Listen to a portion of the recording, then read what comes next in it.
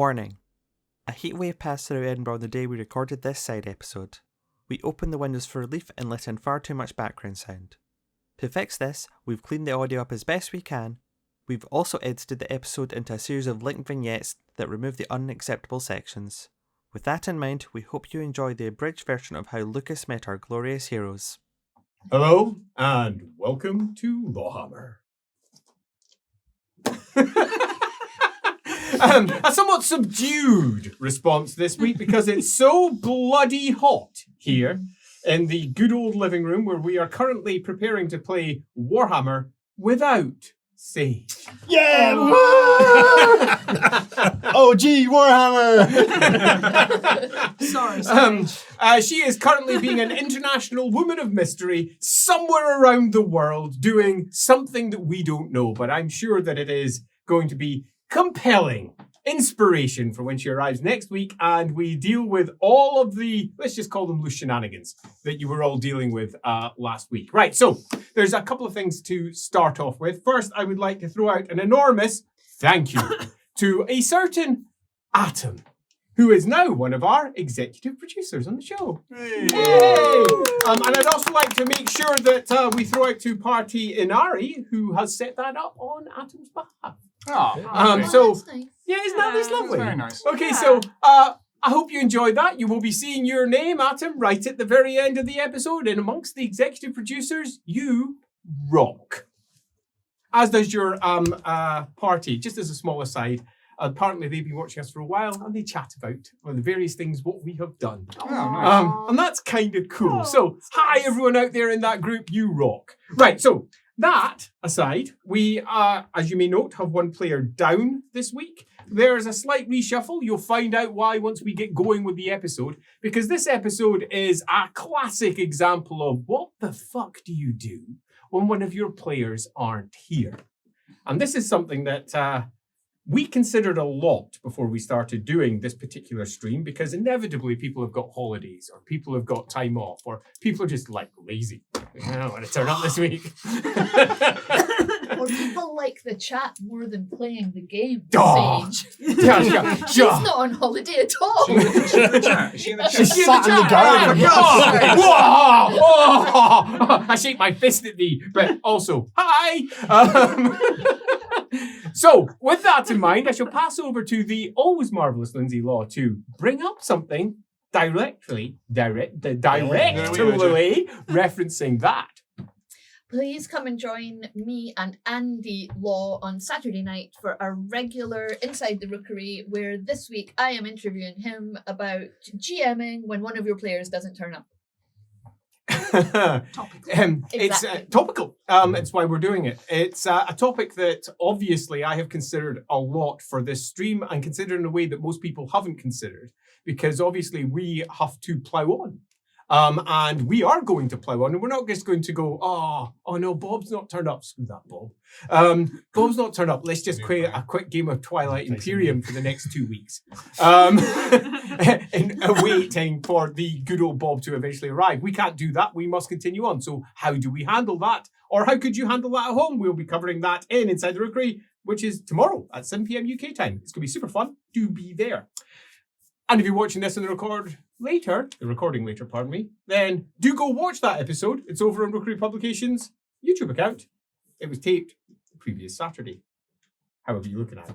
Right, so... my head. These timelines are so What confusing. day is it? Gonna go back in time. So, beyond that, let's have a quick word from the always beautiful Ed. Hello, collective. That's right, you at home. Look, listen, we love doing this show. You love watching this show. So, to spread the word of said show, if you're watching this on basically YouTube, because this will be the recording, please like, tick the bell, do all the things that people tell you to do to pump the old algorithm that the gods of the internet do, I don't know, create. Is that a thing? Yeah, they create that. Sure, why not? So, do everything that you can do around that. That's really helpful. The other things to think about as well is if you enjoy the way that we play WFRP, we obviously use our own homebrew system, which you can find over on our Patreon. It's completely free. Obviously, when you first go on that page, it's always like, look, money things. Don't worry about that. Just scroll down and you'll find access to the rules there. Those are the bad boys. Let's fucking do this. No, but also give us money. Money me now. See, Dan understands what it's all about. So, you're about to find out one of the things that you can do when one of your players is missing for a week. In particular, this episode was actually set up as a potential episode almost a year ago. Ooh. Yeah. We had obviously sat down and done a lot of sessions before we began play. About 20 of them, in fact. And for the first quarter of those sessions, we had a different set of players. Well, one player in particular, one of whom was a dwarf, and she unfortunately could no longer play for personal reasons. So she had to be replaced. And in came Sage, and she played for the remaining 3 quarters. But she missed out on some of the early stuff. She didn't get to see how the group came to be the group that it is, which is a bit of a shame. Further, neither did you. So there was a plan all the way back that should Sage ever be missing, then we would go back in time using Time travel. an actual DeLorean. A Warhammer DeLorean. Oh, the mind's now boggling how I build that. Dwarfian. Let's just not get caught up in that. My brain will just go. Yeah, I don't. No, stop it! You're making me want to start creating my own bloody dwarf Taking DeLorean. a note here. Huge success. It wouldn't be doing So, back in time. we were going to go back in time and we were going to examine some, not necessarily key scenes, because we don't want to rewrite our past. For those of you who are patrons, you'll know that we've got a timeline up and we've got the entirety of the past already written there, all the things that we did in the past before we started streaming. But we're going to examine some of the scenes that perhaps we didn't really examine back then, because in the end, you always pick and choose which parts you'll actually play through. I mean, a month might pass, but you don't actually play a full month's worth of time. You play bits and pieces of it. So we're going to re-examine some of those scenes, and they'll have a particular framing device, shall we say. One of our favourite pals, Lukas. We'll also get a chance to see what the hell happened to Lukas. So, with all of that said, I think we're good to go, unless anyone's got anything they'd like to bring up before we go. No. No? All right. Well, that being the case, there's going to be at least one prize in offer since it's a flashback. And if they screw it up, Sage will get it. Ah, she's not even here. She's in the chat. Let's just not screw it up then. Yeah, that's fine. Damn What it. are the Have you met us? chances? So with that, let's... Apologies. Got a corpse here in the corner. And with that, let's get on to episode 38.1. I'm not even going to name it until we actually get going.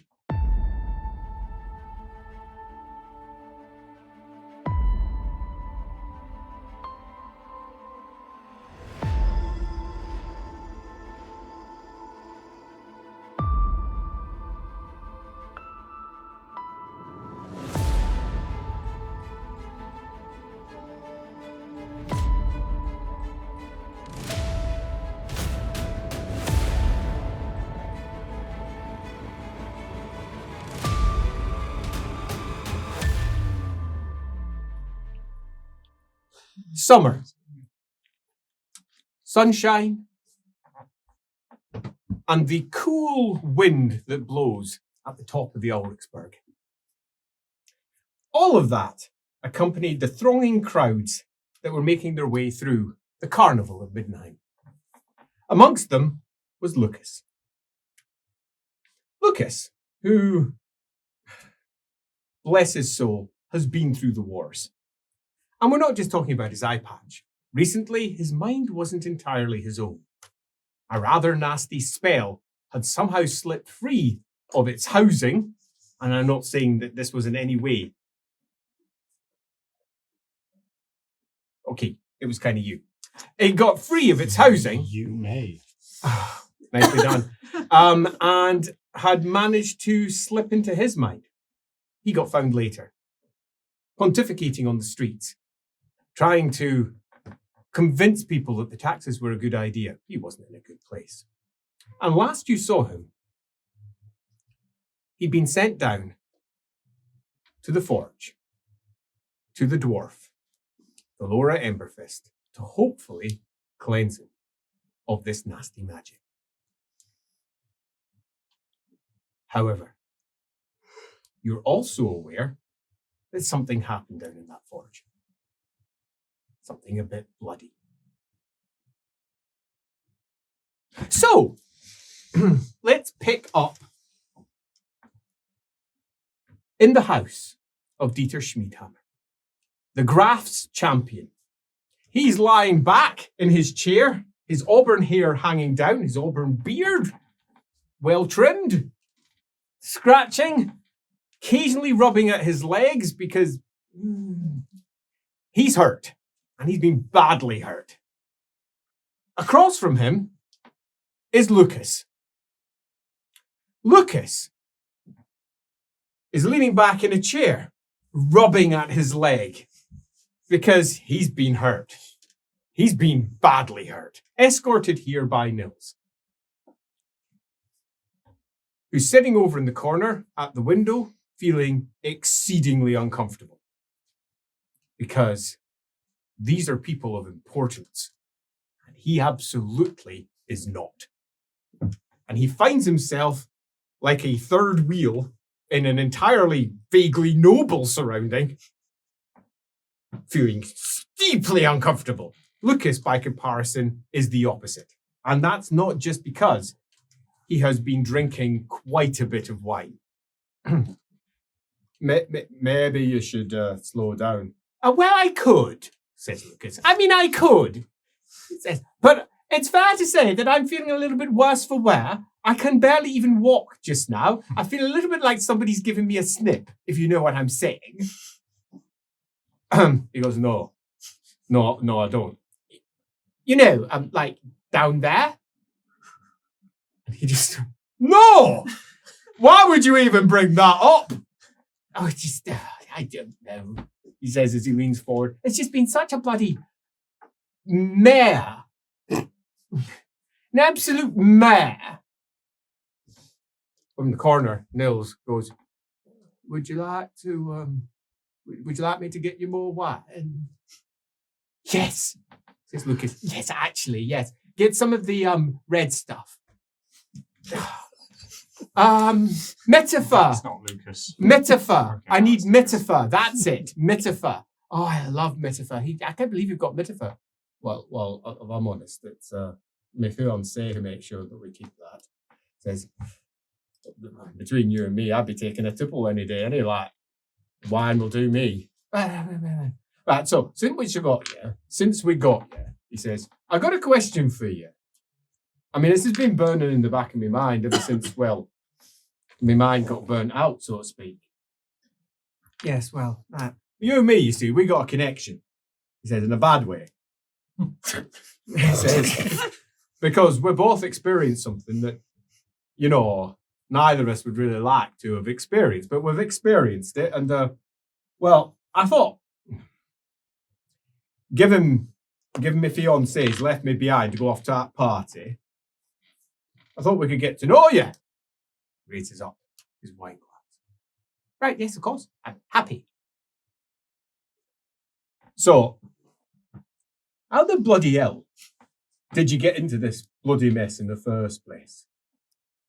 Lukas goes, well, that is actually a story that I've not told anyone. He says, excuse me. I love a metaphor. A story I've not told anyone because who the hell would bloody care? Right, I'm regretting it already, but I'm interested because it's definitely a different sort of, yes, quite. Well, it all revolved around kidnapping. Kidnapped. An entirely reliable retelling of how Lukas met our glorious heroes. It was the 15th of Nachgeheim. It says 15 days into the new year. 15 days after the Emperor had seized Ubersreich. 15 days of political instability, 15 days of rising sectarian violence throughout the South. And I was with my old lord, which is funny to think of. I barely think of him anymore. Albolt, Lord Albolt, actually. He says, Albolt? Sounds like northern name. He says, well, it's actually, it's truth be told, not really. It's very, very western. Right over by the border with the wasteland, west of Lynn, if you must. And yeah. How's Cocker out? He says, oh, oh no, I met Lady Cocker out. Oh, Lady Cocker out down in Delbers once. We were doing ourselves a display because there ain't actually that much that you can do being champion at Graf because no one challenges Graf. So we're doing display down in Delbers, which was basically us trying to convince them that they should actually basically be part of Midland, not Middenland. We were showing off loosely, and I met Lady Cocker out. Oh, how we laughed. We laughed and laughed. Yes, well, he was my lord, and his Lady Cocker out's my mother. Right.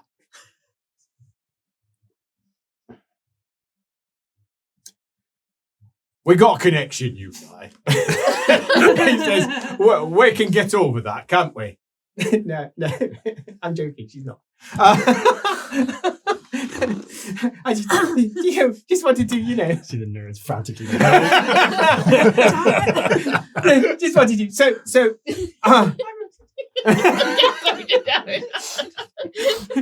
Lukas stung you. I've got Tipex, it's fine. So, what had happened was, it was winter still, and snow was everywhere, he says. And then they arrived. They, in this particular case, are all of you. Younger versions of themselves. Back when Elric was not more than a journeying apprentice, he had yet to become the heroic wizard that he is today. Still has to become. Gerhardt definitely wasn't a doctor.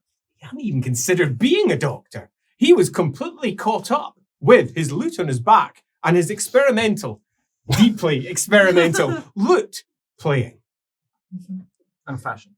His fashion was absolutely essential. Birdie, who was sworn to the service of a dwarf to ensure that she would definitely succeed in all of her things until eventually she returned to her family. Alamenowith, who was really only interested in one thing, although she didn't tell everyone that. Gerhardt. And then the good father, who was also pretty damn interested in making sure that his childhood mate didn't die. And for the previous 2 weeks, there's been a bit of a split in this party. On one side was the elf, the noble, and the priest, who had fled Altdorf after the seizure of Ubersreich. And they'd been on the run for the last 2 weeks. They intended to go all the way up to Delbers, but the barge that were in got boarded by agents of the Empire. That's a loose way of saying people who were asking questions looking for someone who was bearing the young Freud name. And it was enough to convince good old Gerhardt that perhaps he shouldn't use his name everywhere. Although it's fair to say he did deeply say perhaps. And they got off, and they had been making their way back south again to hit the main roads and decide where else to go. They were half tempted to go back to Altdorf, purely to get hold of their stuff. Father was pretty against that. He was thinking of going down to Talabheim, Ravenstein in particular in Talabheim, and then hiking it into perhaps the Barren Hills, far away from anything. And at the back of his head, there was also that's where Sigmar comes from. Because it's rumoured in one of the stories that Sigmar will come out the Barren Hills and it'll be great. Except the rumour's actually about the Green Hills that the Barren Hills once were, but shh, That's neither here nor there. Same thing. Amenawith was only interested in one thing, staying beside him and seeing if signs of the upcoming end times were coming. Because she is who she is. By comparison, coming southwards on the same boat, the Elric's Child, the barge, you two, along with Dara, the dwarf, who has been in one of our recent streams. You were sworn as her bodyguard. And in your case, you were kind of along for the ride. There was an inn that burned down. It's kind of expedient to have companions. It was wise to be out. Not saying that the Bright Wizard was responsible for a big burning fire somewhere. He wasn't. He wasn't. Sauce. I knew you were trouble when you walked in. So true. And we are going to start off with Lucas's retelling of you arriving at a great cave mouth. The Cave. Our glorious heroes finally meet their good friend and compatriot, Lucas. Well, it was horrible, actually. Dank. Really bloody freezing. You're about to find out what was happening with me, but I could hear them coming because they weren't exactly quiet. You would think that investigators trying to investigate potentially dangerous people would be exceedingly quiet. But no, they weren't. There were 6 of you, because Dara was along with you as well. She was looking exceedingly grumpy. Her eyebrows knit in, going into an environment that she herself was deeply uncomfortable with, underground. She is a city dwarf. This is not her land. As she holds back, looks at it, and if anything, is steeling herself up. There's a slight feeling that possibly this dwarf might have just a touch of claustrophobia. Just a touch, as she looks at it. Hey, Father Leopold. What are you doing?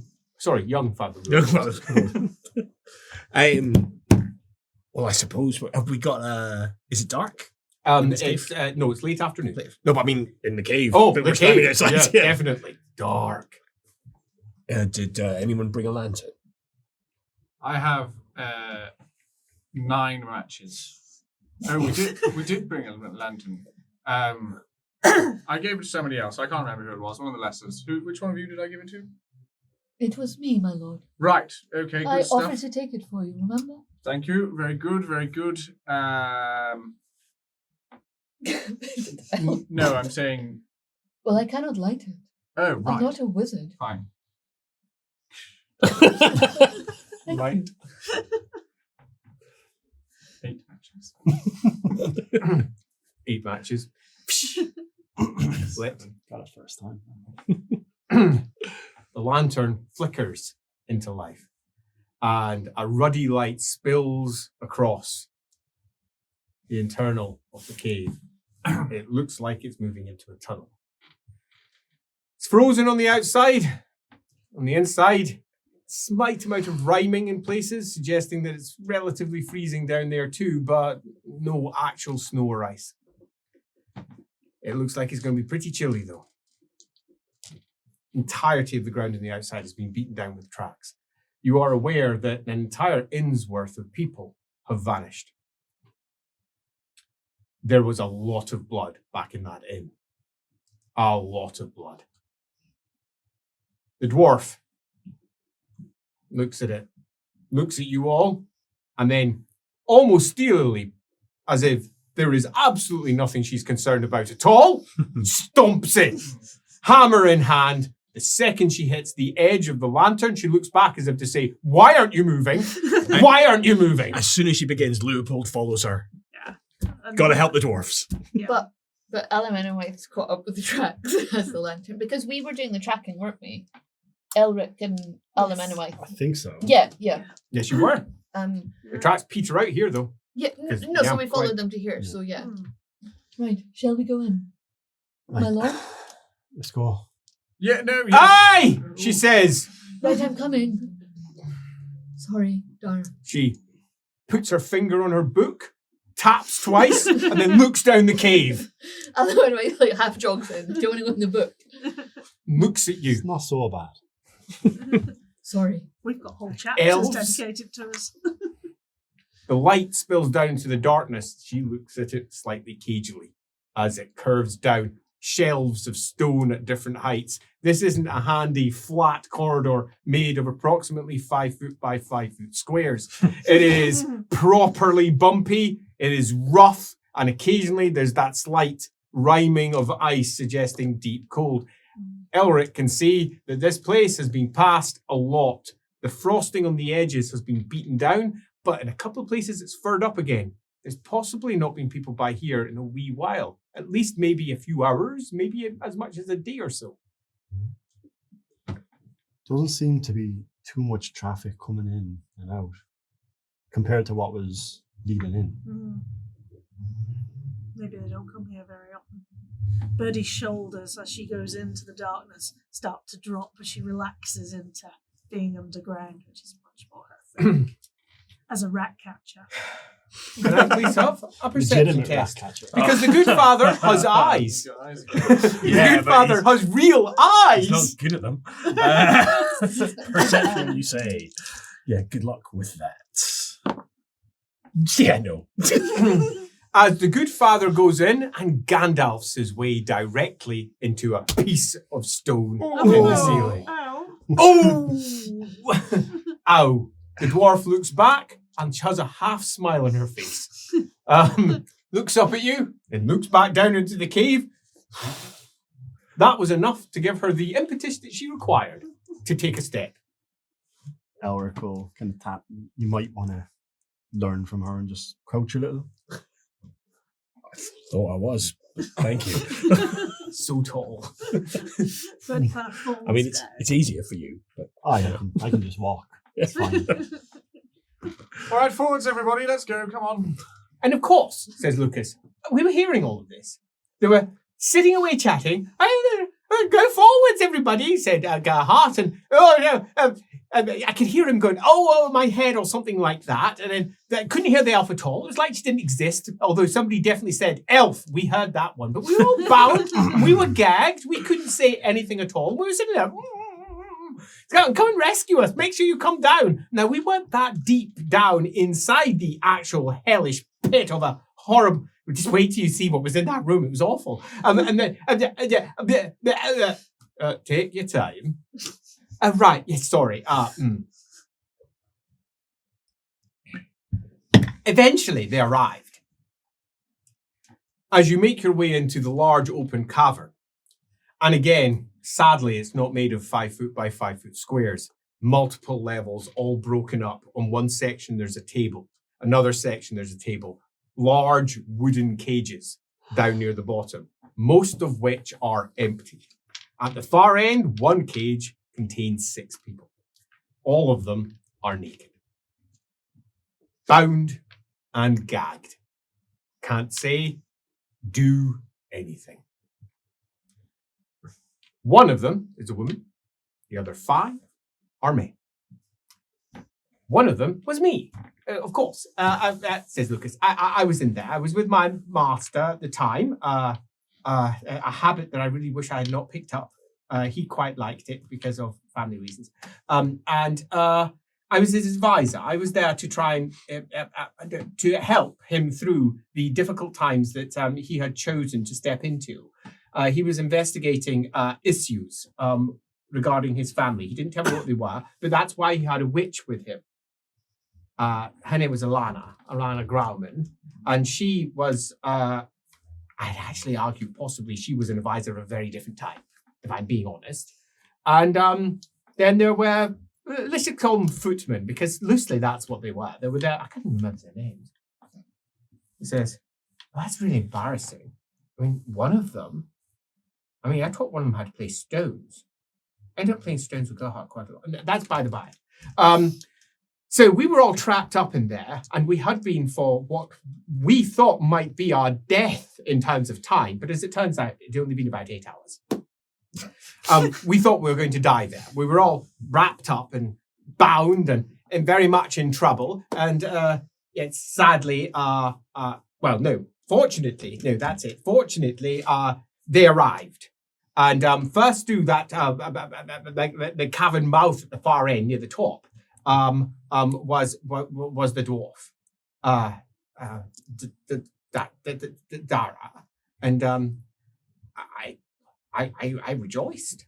I was delighted as Dara makes her way through the front, looks down at the uneven ground all the way over, nods as if to say, "Yep, I'm not doing that."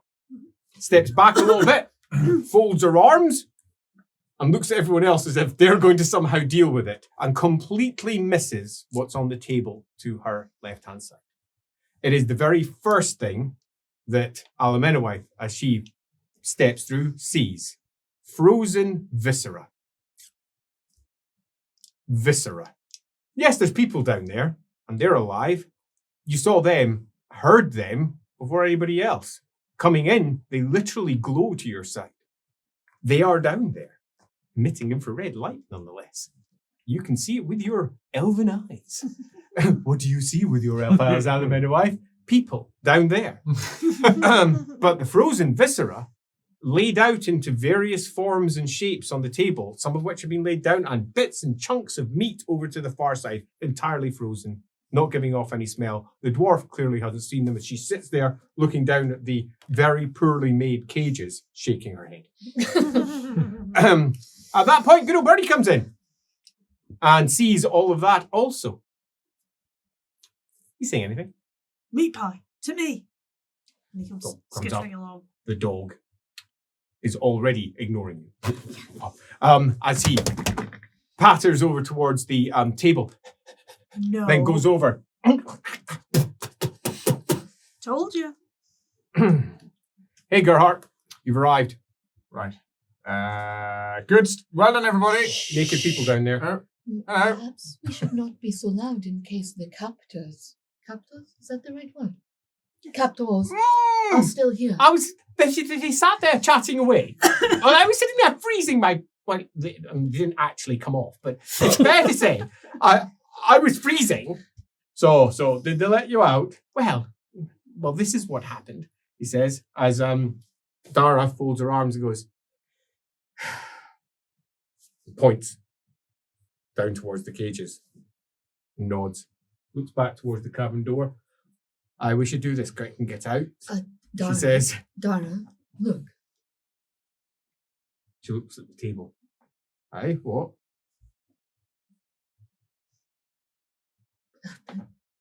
I thought you hadn't noticed. She shrugs, says, "Well, we thought we were cultists. Looks like their work." I'll Shall go, we go and go look? get the cages, shall I? Yes, good. You should do that. I'm going to sit on the least wet rock. It's going to get quite dark. Oh, yeah, shit. Okay, fine. Give me the lantern. No. My lord. We need the lantern if we're going to rescue the people we're here to rescue, my lord. Fine. Okay. And of course, you'd want to be part of such a heroic endeavour, right, my lord? Yes, very true. Oh, all right. Why don't you come All and right. rescue them? Yes, no, out Yes, the way. you're the hero, I come shall on. rescue you. Come on, out the way. Let's go. So says Lucas, I'll admit I'm paraphrasing somewhat, but they did seem to dither, because I was so bloody cold, and they were just there, and I was so bloody cold, and but eventually they arrived, and I can't remember who it was that came up. It was our heroic saviour, Gerhard, who first arrived. And he was right by the cage, looking down into the cage. And it's fair to say he was appalled. He was appalled at what he saw off towards one side, where it was just open cages filled with the horrors of what had clearly occurred there. Because once you were close, you could see all the blood stains. You could see the bits of body and bone, and frankly, the feces. You could see them. I mean, they'd all frozen, obviously, but you could see them. And his nose wrinkled. He was really upset about the whole affair. And I actually thought there was a brief moment where he'd just go, "Yep, no," but he didn't.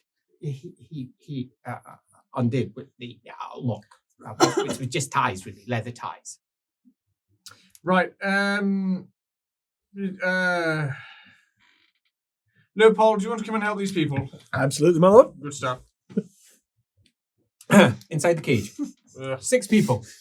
One of whom bears tattoos, chonky bloke, probably in his 50s.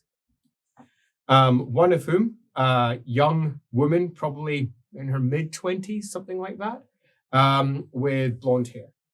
One of whom, another man, far thinner, looking more scholarly in appearance and demeanour, his hair thinning somewhat on top, sitting there, frowning, like so, his hands clasped in front of himself, rocking slightly, and 3 others who are sitting separate from them in the corner, one of whom immediately stands up and moves over towards the door and says, who are you on behalf of my lord? Oh, sorry, I thought you were all gagged. We're here to rescue you. He's not gagged. Well, I know, that's why I replied to him. As, yeah, no, you thought he was gagged, Yeah, exactly. and his gag is gone. His hands are still tied. Yeah. Why aren't you gagged? He says, who are you on behalf of my lord? Who's your lord? As the one that goes, You're the lord. And I will free the lord. as he right, very right, says, yes, sir, name's Albalt. He says, well, we got captured just 2 days ago. He says, you. Lupul will carry on freeing people. The one who's the ones who was speaking to you says again, who are you on behalf of my lord? He says, "Who's bloody stop that, Lana?" As she shrugs until she's let free, and she says, "Well, it was probably best that we find out who they are, was it not?" Says, "Bloody witches." He says, well, bloody. Well, that's a stretch that no one needed to see. We've thrown cloaks and stuff Over our eyes. giving them clothes. foretelling. As Alana wraps one around her, he says, well, thank you very much. Interesting velvet, he says as he flicks it over, wraps it around himself, and apparently doesn't particularly care about covering himself in the slightest. One of you is a wizard, my lord? And he says, no, that's exactly what I said. Looks at you. Ah, you'll be. And that's where Birdie panics. Actual panic suddenly fills her soul because she not only recognizes him, she was sent to kill someone in his court and was there for 2 weeks. She knows him very well. There is nothing that he's currently showing that Birdie has not seen before. As he sits there and goes, yes, well, you know, we have business here. Isn't that right, Lukas? Yes, of course. It's business. He says, business. Yes. Lana? She says, thank you for rescuing us. Oh, yes. Yes. Well, what's your names? He says, which one of you is the leader? Looking around. Yes, that would be myself. Leopold, announce me. The dwarf folds her arms and says, Oi! It will not. Well, Oi! very... Fucking balls. Right, no, fine. I suppose... I would like to say that was quite presumptuous. Then you have said it. Excellent. Get out of here. She's gonna get her book out. It's fine. Stink. Not the writing one, the clobbering one. Right. What? She's got a clobbering book as well as a writing book. You Yeah. don't want the clobbering one. Right, no, fine. My lord, I have the honour of presenting his lordship, Verhart of House Shadowfaust. But of course, at that point, he didn't use that name, Mhm. says Lucas. But he was going to. No, he was using another pseudonym at that point. He Yeah. was. Carl? No. Verhard? Yes, but there was another last name. No, it was my lord Verhard von Brunner. Right. That's right. So many pseudonyms, all of them forgotten. As he goes, well, whatever. We should really, get out of this bloody place. You don't by any chance know what happened to all the other people, do you? As Alana says, I don't think they're still alive, my lord. Oh, it's a shame. Says he folds his arms. Bit of a shame. Were you in the tavern as well? Yes, we got we got jumped. Yes, we thought they were what do we say? We thought they were brigands. Yes, brigands. That's what we thought. We were a bit deep in our cups. It was late at night. He says as he stands wide-legged, hands on his hips. And Never he been says, so glad to be told. scratching himself. We were quite convinced it was brigands, and we were like, yeah, we'll just pay them off, get rid of the little fellows. And unfortunately, they proved to be more than brigands. Isn't that the case, Alana? As she pulled around her, goes, yes. Yes. Well, one of them turned out to be a bloody witch. Wrapped up our witch, didn't they? Yes. Well, yes, exactly. So, turns out they were cultists or something. They've been doing some things or whatever. They keep on going out, doing things outside, then coming back in here, then going out and coming back in here. They were doing things. Where are they now? Left about, I don't know, half a day ago or so. Thought we were bloody dead. We're making prayers and the like, as you do. Perhaps we should leave before they come back. And I think that is a good idea. One question, do you think that you are still alive because they had killed enough of the people and had got whatever they wanted from No them? idea. I think my prayers were answered. It's obviously the case. Sigma, that's why I'm alive. Pray Sigma. Exactly, Father. Says, I need to stretch my bloody legs. That's what I need to do.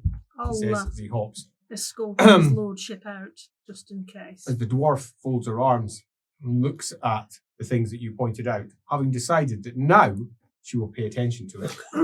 Not because you pointed it out, but because she has now noticed it. What have you found there, Dara? She looks up at you, nods, and says, "Aye, this is bits of human." So it is. And looks at it. I don't know what it means, though. Eric, Yeah.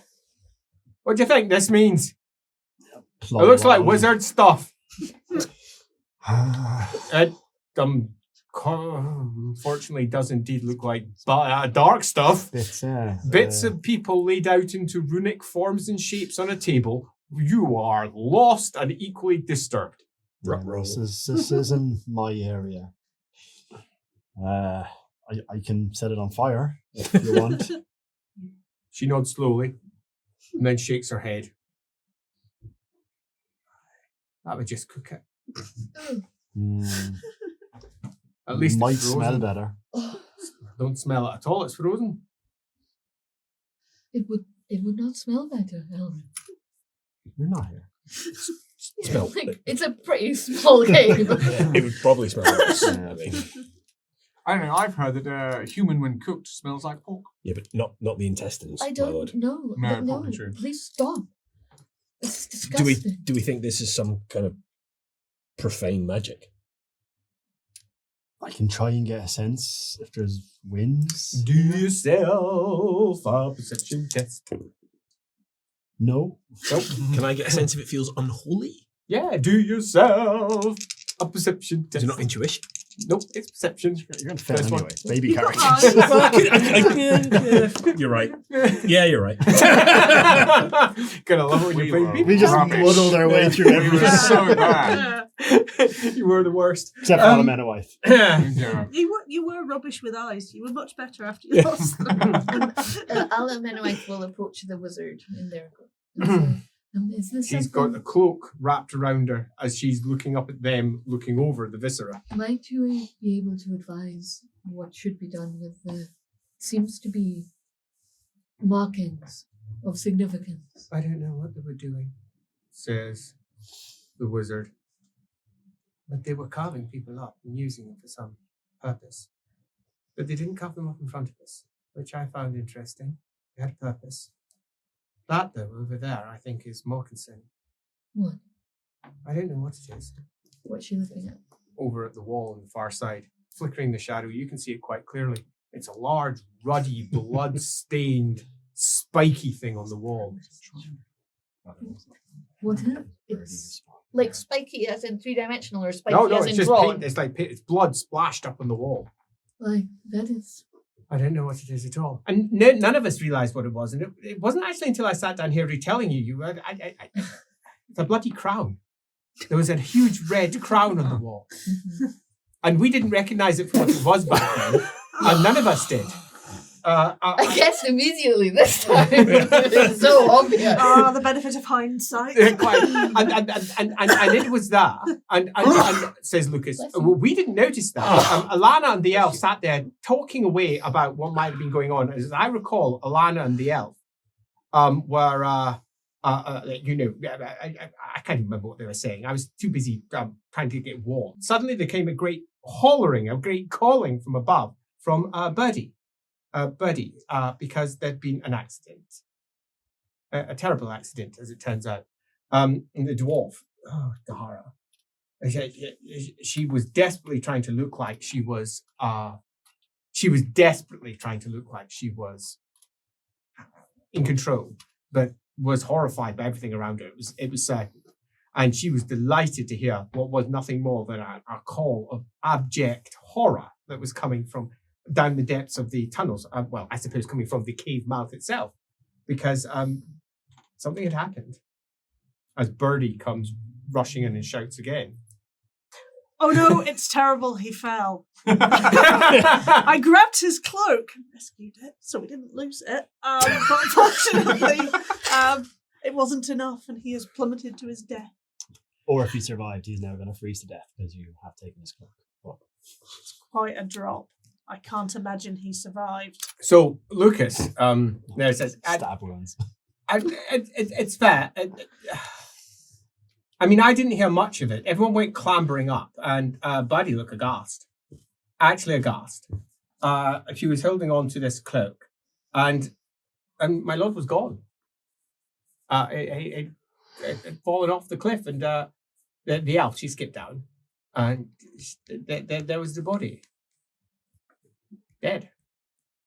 So that was me without a lord, as it turned out. Very unfortunate timing, given that, given my wife was living on his lands. And let's just not say it. It's not going to be good as an outcome here. And that's how we met them all. They were actually, perhaps I'm a bit in my cups. They were actually all very serious. They were really serious-minded, scared. I'm being unfair on them. I'm being unfair. Are you bloody sure? Because I've spoken. No. I'm doing that thing that one is wont to do with memories, where you mix up current events with old events. No, they were really serious.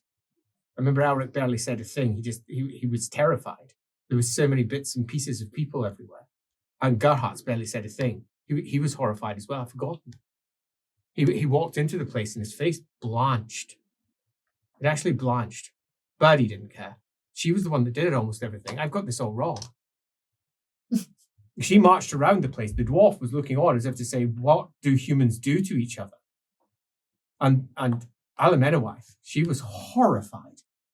The father could barely believe it.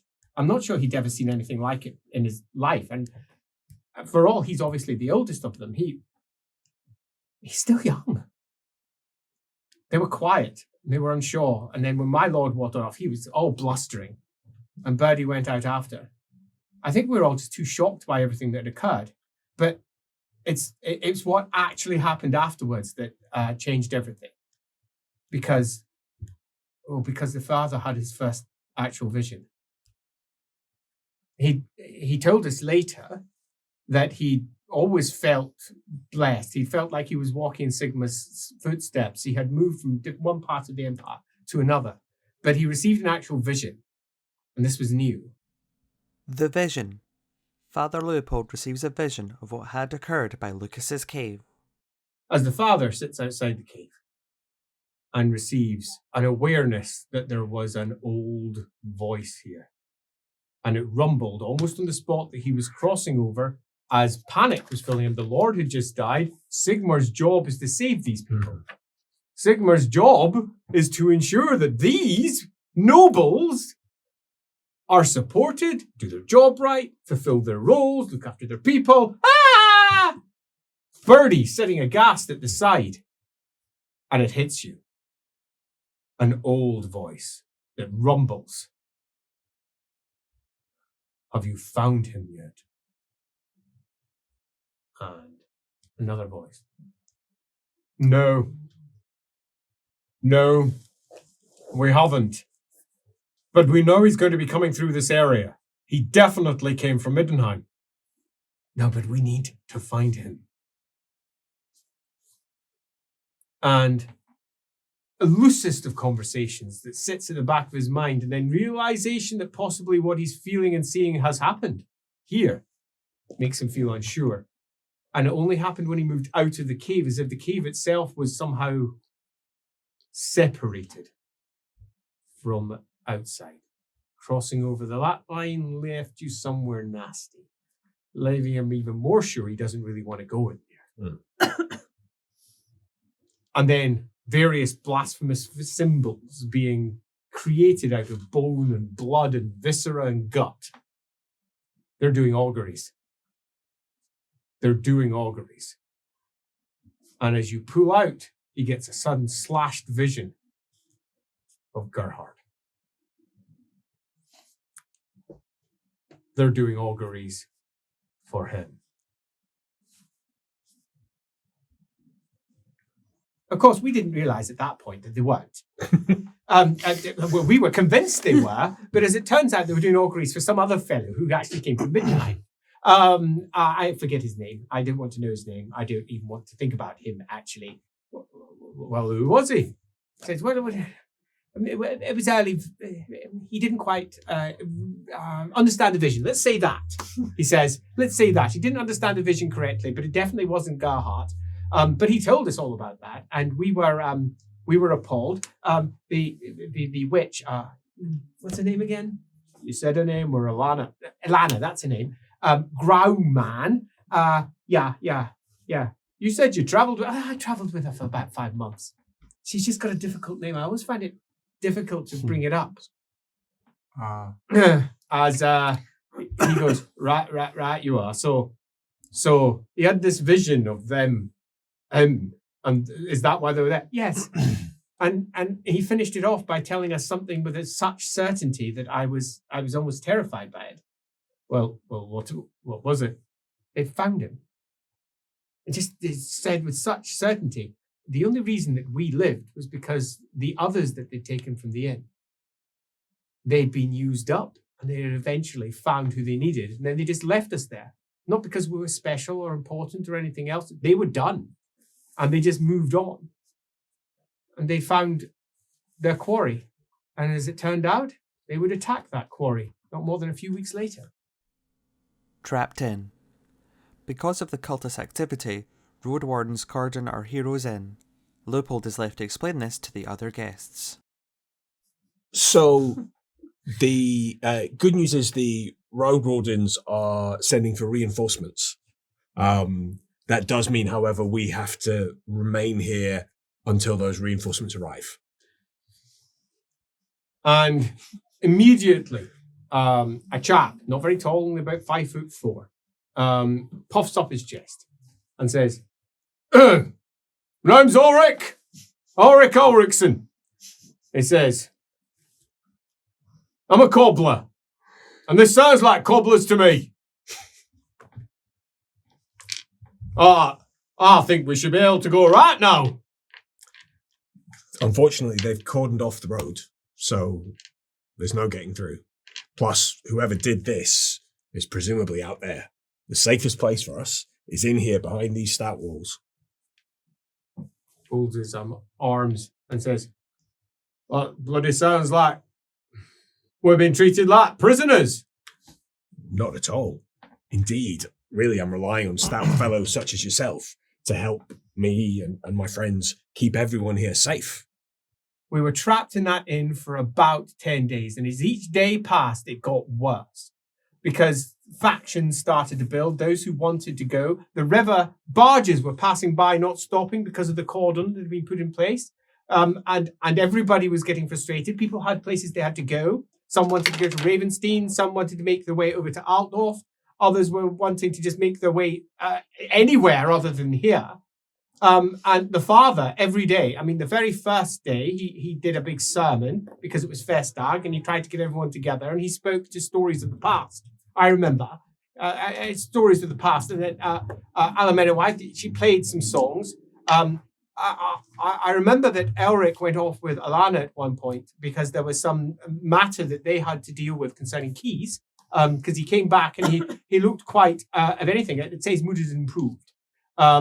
He was very suspicious of her, and that much was very clear. Within days, Alana and the elf were off all over the place. They kept on disappearing. That much was the case. It was the father who tried to keep everything together. Birdie didn't. She just mostly stuck with the dwarf. Dara liked Ulrich and just kept on pushing him, trying to get him to rebel. She was pushing him all the time, whispering away, "Good, you don't need to be here." She did not want to stay. And after about a week, actually, she was quite clear that if they didn't move, she was just going to leave, because she was concerned, as we were to find out later, that her father would arrive, because she was on the run, and she just did not want to be there. But Birdie was an unexpectedly calming influence, and she just stormed around the place, being very upset. But the father didn't realize just how much this dwarf was actually his antithesis. He was constantly trying to bring them into a position of calm, but the dwarf was constantly pushing them in the opposite direction, constantly trying to get everyone to leave. The father actually came up with the clever idea on, I think, about the 4th or 5th day to try and calm down affairs, because Ulrich was in a mess. He had been quite literally agitating for people to leave, where the father had been doing the opposite. And he suggested something that he had been gently suggesting for a small time: duels. Sparring, as he put it, I think would be the correct way of putting it. Sparring. And it's fair to say that the responses were quite different from each one of the people there. As the father goes to Birdie and suggests the duels. Sparring, I think it's a thing we do in the temples, and also when you're out. It sort of promotes unity. What all these people are agitated, they've got all this energy. We work it off by like pretending to fight. I've got these practice wooden swords, so no one will get too badly hurt. And yeah, people can watch, people can bet, people can do all that kind of stuff. It brings everybody together. That's not a bad show. Bit of a spectacle. Birdie seemed to be right up for it. In fact, the second that the father went off, a huge grin spread over her face. I spotted it from the other side of the room. By this point, Gerhardt and I were playing Stones. We had been chatting away for some time. Gerhardt was looking for some company that wasn't base. And he found me relatively charming at the time. I advised him to stop using the lute to try and entertain people. And he had taken it with really bad grace, if I'm being honest.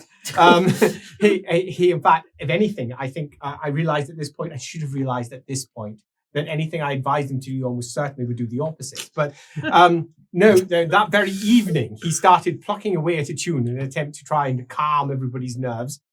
It didn't exactly work. But the father came over and he asked us if we'd like to duel.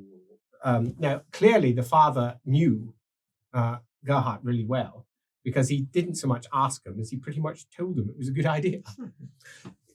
You know, my lord, you have a responsibility as the noble here to bring everybody together, to keep them calm, keep them secure in Sigmar's light. And the best way to do that, as you know, is a spectacle in which we can all partake.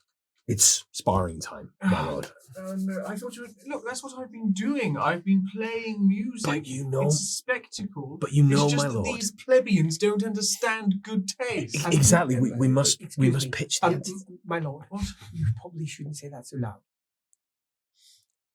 No, I'll do... Look, You you've just started working for me, so let's get the line But- set straight, but- okay? To be fair, my You lord... do what I tell you to do. To be fair, my lord, belittling people isn't necessarily going to lift their spirits. Plus, you're And shit so- at fighting. So you want to hit them with sticks? No, I want them to hit each other with sticks. And us to hit ourselves with sticks. I want to hit you with sticks. Lead from the front, my lord. I would like to partake in this sparring. I think it would be interesting, Father. And I can see how it would lift one's spirits to beat other people with a wooden stick. Right, fine, no, fine. So Gerhardt, he got roped in.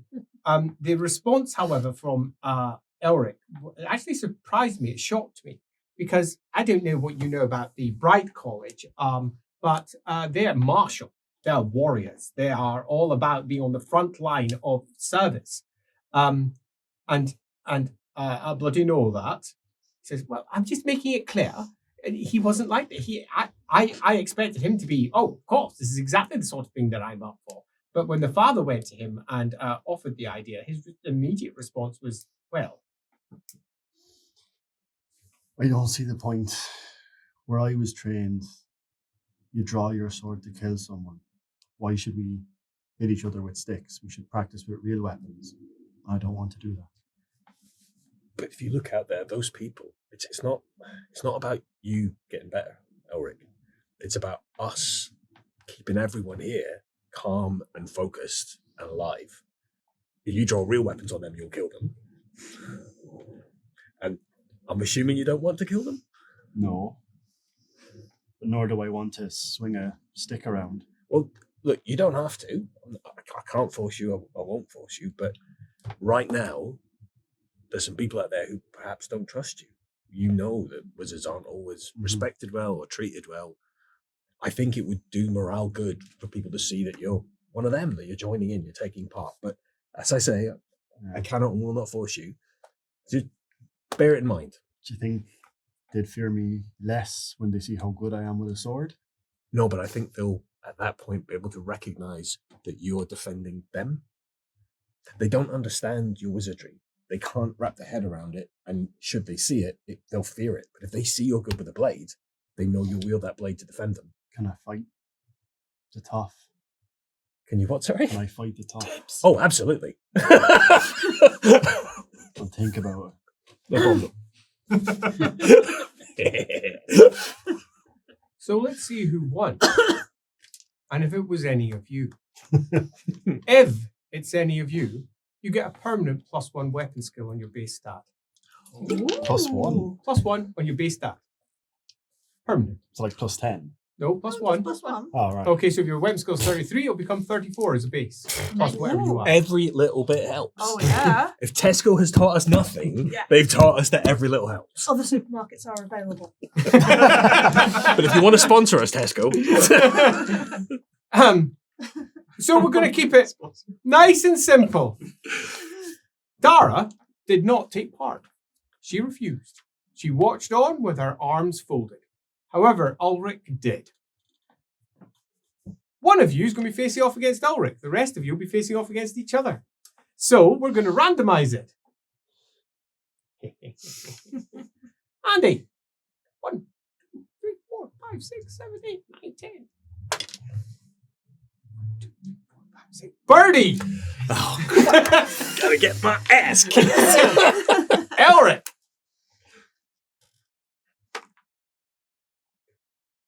You are going against Gerhard! And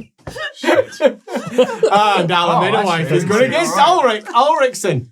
Okay, so we're going to start off with this marvelous duel between the pair of you. Fight, fight, fight. Here we go. Well, I guess she's got the initiative, right? She does. 0 successes. 5 successes. Oh.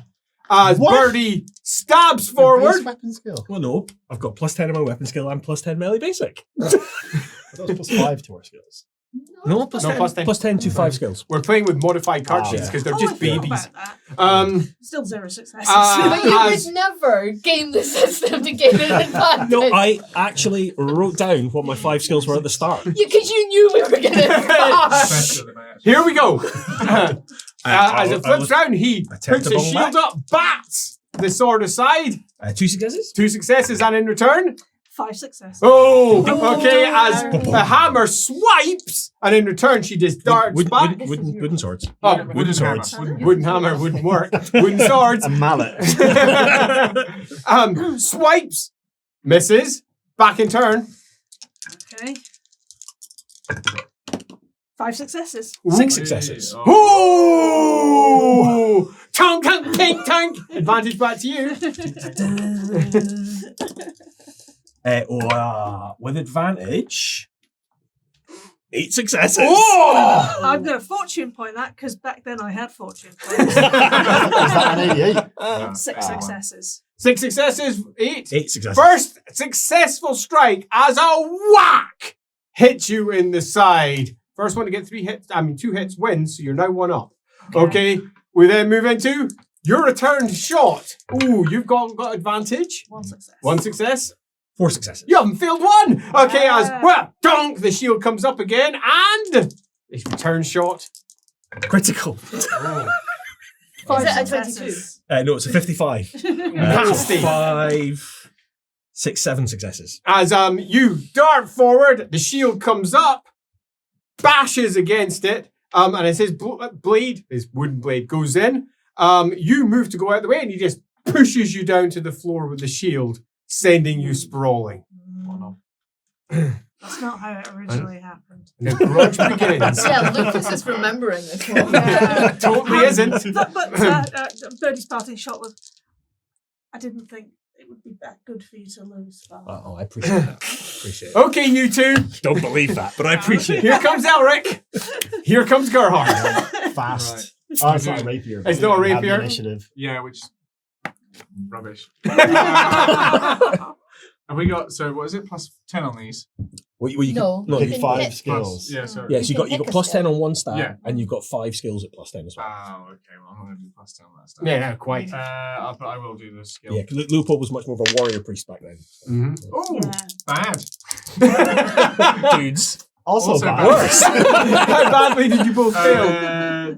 I have 4 fails. I have more fails. What are we rocking here? 26 plus 5. Yeah, so 3 fails. Oh, 3 Yeah, fails. so- Oh, you actually won. Yeah. Okay, as Technically, the sword is defensive. as +1. Yeah. So. So tie. Can I have mine as a rapier, please? I want a no, wooden no, rapier. no, no. just- It's just a wooden sword. Doesn't have defensive. Doesn't- okay. Doesn't have defensive. Too heavy. So 1 yeah. hit. As You want a shield, mate? That's what you. as you dart forward, and he pushes to the side, and you push to the other side. It's an ugly fight as the pair of them dart around each other, and the blade stumbles into you. As whack! Ha! You got the hit. Oh, I got him! Have at thee! Ha! I'm gonna lean into Birdie. This is not going to go well. I think he's made him angry. All right, then let's do it. Go on. No, he's not. He hates sparring, so he's just like. Here whatever. comes blow number 2. 2 fails. Whoa, less fails. 3. 3 fails. Oh, Okay. no, more fails. Yeah. As 1 hit. you swipe, he dodges out the road straight into your blade. Oof. Your swipe was probably going to miss. His dodge is what pretty much Yeah. saved you. As a slight whack across the side of your head. All right, reasonable hit. Oh my god, I my rolls are suppose. so bad. Let's go. Oh, 4 successes. Fuck. 2 fails. 2 fails. Okay, as you swipe forward, he dodges to the side. Twist your blade out the way. Advantage to you as your turn. Does Elric turn it round?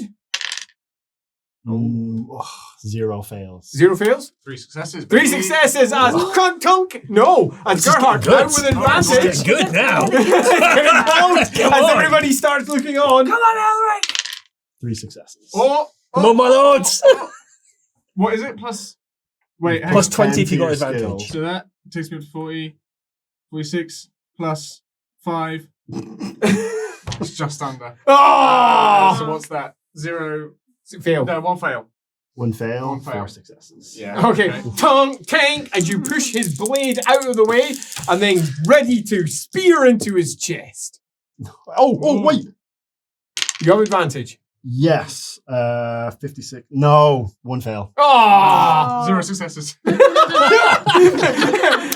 As you wait. push the blade out of the way, No, sorry, yes. step inside, and then on the inside, ready to punch with your fist into it. No! Was that a fumble? 1 fail, and you Yeah, eliminated.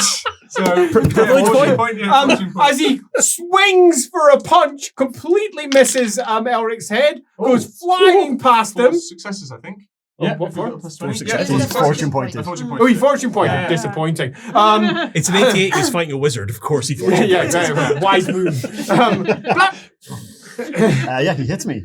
Swipes back, falls, and then lands down on the side, and then wallops him across the back of the legs on the ground down to the floor. Ha! Oh no, I lost. I mean, I think if this was technically a duel, he'd have lost by doing that. We'll not tell him. At least he's holding the right end now. Yeah, that is progress. Yeah. Well done, my lord. Well done. Truly, Ulrich, The day to remember. the cobbler. Oh, wait, who goes first? You are miles ahead. Well, I don't know that. He might be like... He's might be a ninja cobbler. He's no ninja cobbler. 1 success. And he has 3. As he dodges out the way, and he goes for a full-fledged punch. Oh, well. Not even using his sword. 5 successes. I only got 3. Okay, as it's now your turn. These duels are going quite well. 3.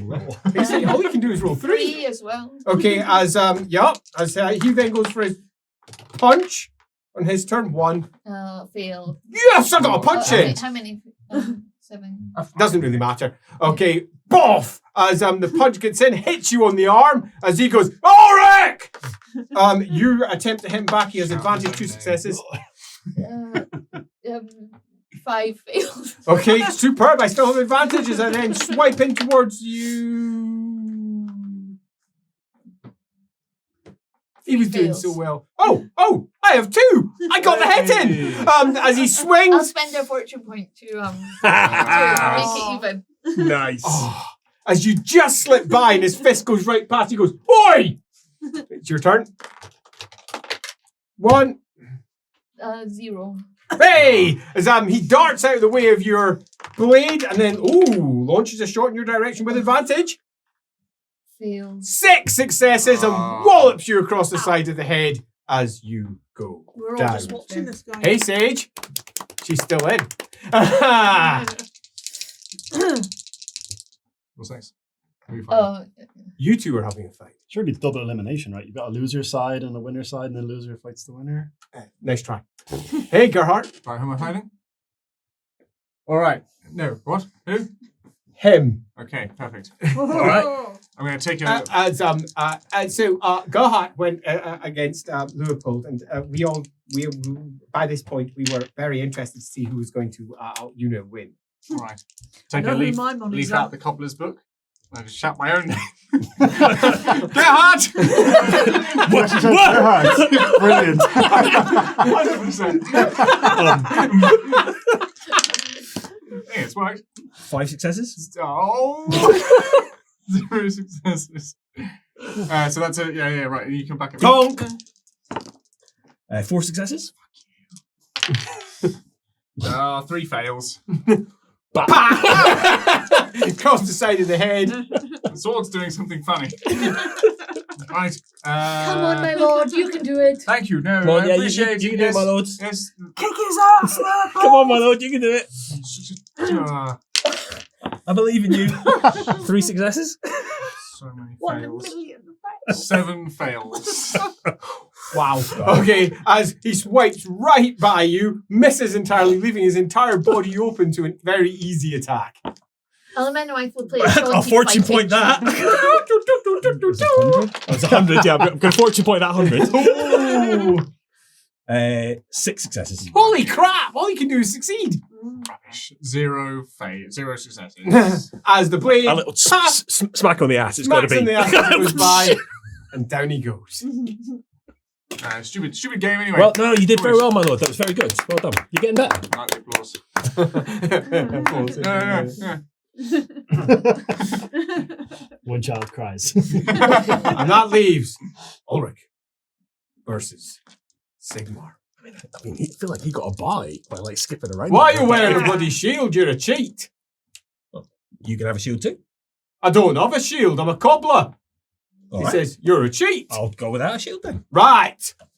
It functionally makes no difference, but all right. For the purposes of the dueling rules, but I okay. said to Birdie. I said that to you, Birdie. Is he faster than? Yeah, he's faster than you. I want a shield now, 2 fails. -3. Nice. So you've got advantage. I forgot advantage on mine. Yeah.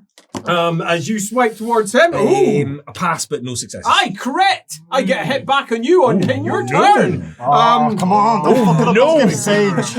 It's not me fucking up. It's his magic dice. Actually, my Boom! dice. Gets a crit in. It's your magic Advantage dice. on his side. My weighted ones. That's not bad. 3 successes. 4 successes. Oh, is that it? Yeah. As bath. You Well, meant it. Well done, Ulrich. Good Good lad. He wanders round the room. Grab his arm and lift it up. Hey, Ulrich. Although not lift it too much because he's really short. Yes. Hey, Down- Ulrich. He is a short guy. Yeah. And you think that would have been the end of all the antagonism, but in fact, all it did was made it worse. That night, he rather drunkenly, because they'd obviously got into the stores and there was little else to drink because apparently the drinking water wasn't entirely potable because somebody had thrown bodies down there or something. Cannon. That is 100% what happened. And absolutely not an 88 thrown by our wizard. It was awful. It was all bloody down there and terrible. The next day, the Ulrichans attacked the Sigmarites, or the Sigmarites attacked the Ulrichans. Each side blamed the other, and it was an all-out fist fight, actually. And it was awful, truth be told. I was there watching off the dwarf, of anything. I think Dara liked it. She was rather amused by these silly little humans hitting each other. And the father was just bellowing, trying to get everyone to stop. And some of them were just looking to get a punch in. I mean, it stopped after about 5 minutes, but it was not the same after that. It was just bloody difficult, actually, if I'm being honest. Watch out! Road wardens escort our heroes to Delbrien's watch station, then inexplicably abandon them. Yeah, well, we got dropped off at a watch station, he says, in the town of Delbrien. And this town was, well, as it turns out, we missed something. We really missed something. Well, what did you miss? Well, we went to sleep because we had to be kept inside the watch station because we had to wait for the law to summon and everything, and that's where we were put. And we went to sleep there. And then when we woke up in the morning, there was a cordon sanitaire around the entirety of the watch station. A cordon sanitaire? What, like the Shellians? Oh, yeah. Disease, apparently. They had guns everywhere. State soldiers patrolling around the place to make sure that nobody get out, because apparently a great disease had just woken up in the middle of the night. But that's not what we missed. Well, what did you bloody miss then? You know, with retrospect, it's very easy to see things in your mind that you didn't see at the time. I'm getting soberer and more sober by the moment. So they decided that they were going to make their way out the back of the building, which moved on to a large tenement down there. But that's not what we missed. What did you miss? Well, you see, down there were cells, and we'd been by the cell. And I remember pointing it out to Alamenawaith, and I only say that because she spotted it, and I pointed it out to her after. He says, but there was this large stain on the wall, and it was a crown. What are you saying? I'm saying that there were people messing with us. We got trapped in this place and they did not want us speaking to the authorities. So they got us trapped in the place completely. They did something to us. In the same way that the same group had done something to me. They'd kidnapped me. And they were looking for Gerhardt, and they trapped them there for whatever reason. So what they do? It was an absolute nightmare, tromping through this horrible tenement. But I do think that there's one thing that's worth pointing out. There was a vampire. Oh, what? A vampire from young Freud household. One of Gerhardt's own servants, actually, was there somewhat coincidentally. Of all the things that I really recall was not that. They used a vampire to trap us there. Wasn't that? It was the elf. An elf. I mean, you could call it an elf. We were looking for a translation for some Tillian to try and get through some notes a doctor had made. Very, very nice woman, actually. Pretty much saved our lives, I would suggest, even though she herself had captured this illness as well. And apparently there was an elf that lived at the very top of the tower, this tenement. So up we went to speak to it. Elf help. Our glorious heroes approach an ancient elf for aid. Dara has her arms folded, looks at the door. I am not knocking. I'll knock. Perhaps we defer to Alan and wife in this one. It's just the door. It's an elf. Are they special doors? I shall know. Especially made a normal noise. And she'll say in Elf 3. Yeah, that's the Well one. done. Brother, I am sorry to disturb your rest, but I would speak with you, if I may. There's a pause. Longer pause. Aye, well, there you go. Because Dara told you it was pointless. Shakes her head. Pointless. As the door opens just like and dust drifts out. The air fills with it.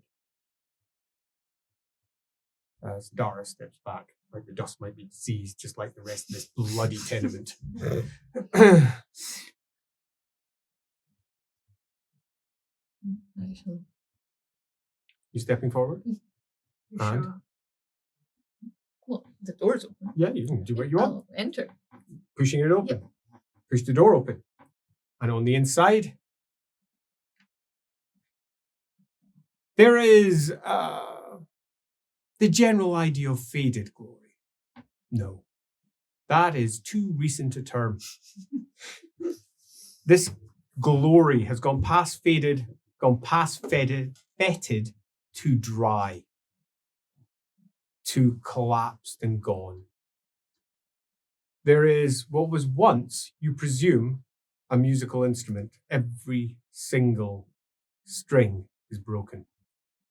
Only 3 of them are still there. From the, you would guess, no guess, 47 that it requires. The furniture is collapsed. One chair is completely gone. Over there, though, that's probably some form of 2 or 3 seater. The floor is entirely worn out. It looks older than the building that it's in. Dust fills the air. And across from the way glides an individual. He doesn't step. He just moves with the hiss of his robes, all red with gold twisting dragons down them.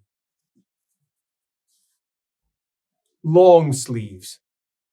The only thing in the place that doesn't look entirely decrepit. Not him. the robes, but even they are faded. The curl of a thread, a bit of gold hanging off, as he glides into place and looks over at all of you. He's tall, about 7 foot, 7'2", somewhere around there, as he looks down upon all of you. A long face with eyes that are pure white. Face that is almost as white as the eyes, and long, long black hair. He shifts his head to the side slightly and says, "Mortals.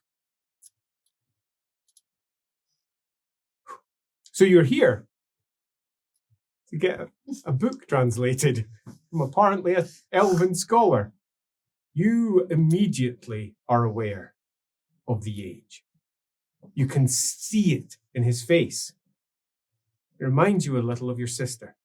The tautness, the tightness by the ears. Thousands of years, at least. An old elf, which probably means only one thing. An avatar of a god. As it glides over, as the terror sinks into you, and the awareness that you've accidentally stumbled upon one of the lost avatars of a god. As he moves over and says, "In Reichspiel, why are you here?" As his hands lift up, twist slightly. "Guests, sorry, I sometimes take guests. I have wine. And he turns around and just glides away. Dara shakes her head. Is she Eleminoid will put her finger on her lips and make her like, no.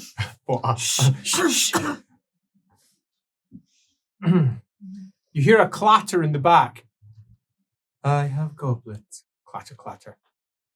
"There were 6 of you, 7 of you, 8 of you. How many?" And it glides out. Look. 7. Long fingers, each one incredibly pale, with glass-like nails, each one about 1/2 inch too long. They shimmer in the light as they cut through the dust and grab, with long limbs, the goblets, as he slides forward and places it down on a table, and then glides off again. "Sit, if you can. I have not had guests for some time." Is there seats? Broken bits of wood here and there. A large double, maybe triple-seater. You could mostly get on that. Clearly, Dara is having none of it. She folds her arms. Yeah. But he's on the floor. She's not precious. Blow of all the dust. We thank you for your hospitality. He glides in, holding a bottle. Looks at you. "Why are you here?" Places the bottle down, and then takes it again. "I must serve it, of course. You need drink." And puts the nail in the top and pops. And a pungent aroma fills the room. It's both fruity, with a slight acidic touch of, definitely alcoholic. You can smell that. And spicy. Fills the air almost as, "I remember now. I got this when I was entertaining guests from Cathay. They gifted me this robe then. They asked me why the gods do not speak with them, and I gave them an answer." It passes it out. "I had to explain fundamentals that did not need explained." Passes over to passes. Pass to Dwarf. Pass to Lukas. Pass it over. "Oh, I can drink also. That would be fine. This wine is old. but I have not had a guest of such age for some time. So tell me, what brings you here in this hour? Is it the end times? It is. I am awake. It must be. Good. Maybe finally I can sleep properly. There is a plague within this house, and we would seek this journal to be translated so we might stop it. And the elf looks at you, looks at it, and a smile drifts across its incredibly wan face as it goes, "You wish a translation? How mundane." As its long arm reaches out and it whips it over.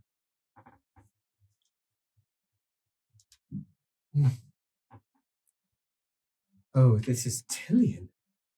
It must be a new dialect. This is Tillian. Notes in an uncertain... I thought I heard them mumbling in my sleep. I can translate it. Who are you? Looks directly at Gerhard. I can't remember how I answer this.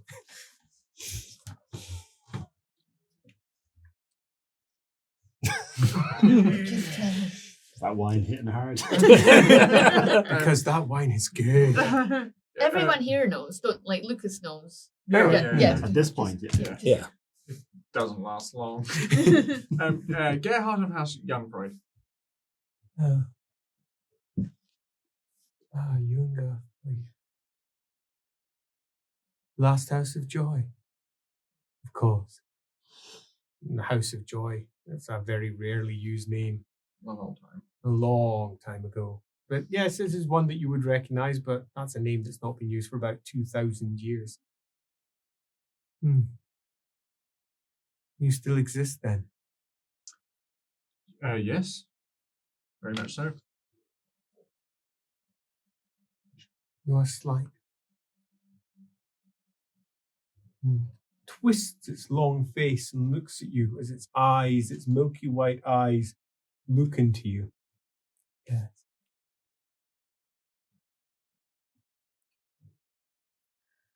See how we thought. I remember now. This must be the end time. Good. To my end, may it come swift.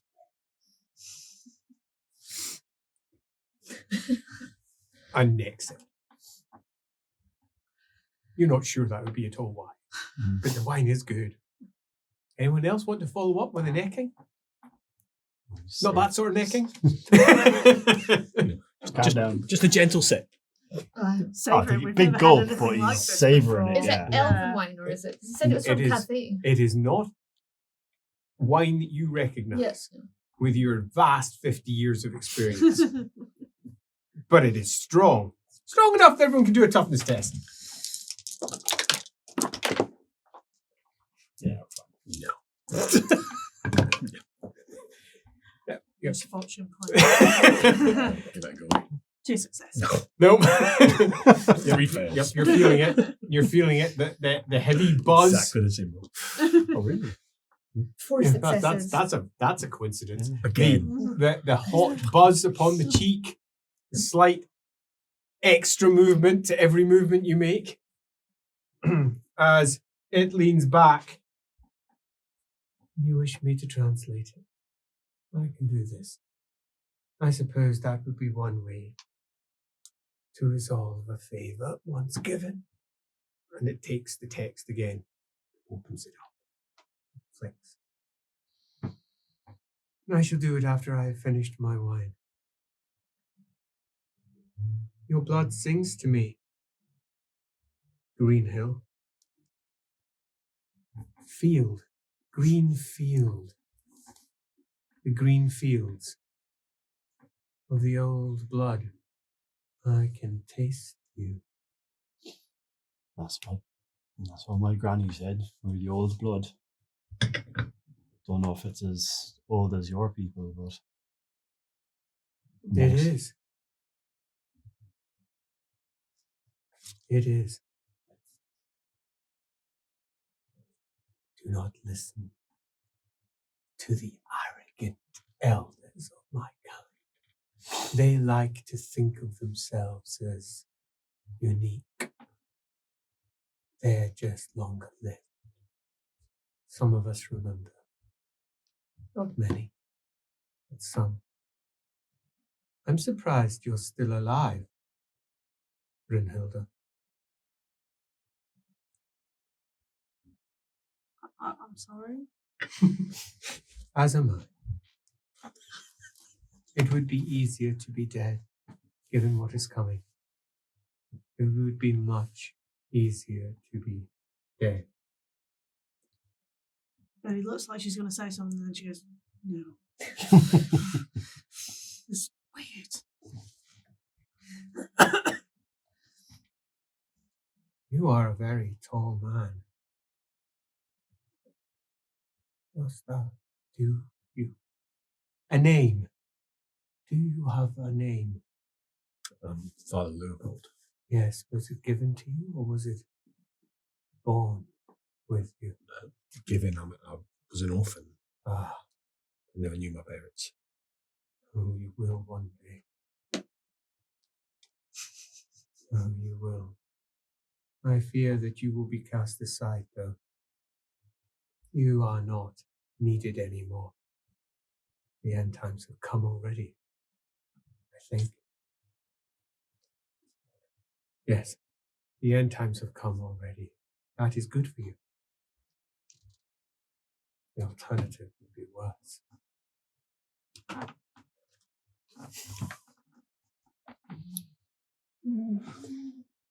I shall translate this. How would you like it translated? To which language?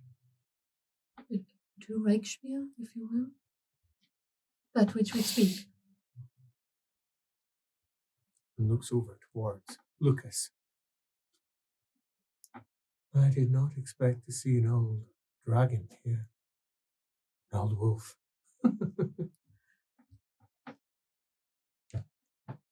You are interesting times.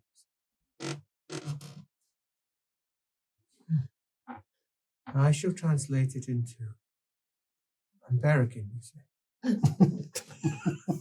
The language we speak now, modern Reichspiel. We cannot read American. It shall be an approximation. Classical? No, I can do American. Oh, right. Okay, no, I can definitely do classical if necessary. Classical. Yes, please. A language that is dead so never changes is a language I like. Good. Modern languages are tricky. They are difficult because they constantly move. And it starts painting its pen without even looking at where it's writing as its hand flicks across. My recommendation is you all speak classical. Or Eltharine. Eltharine is fixed. Maybe Anakoyan. Then one could speak the words of the demons themselves. As it continues to paint.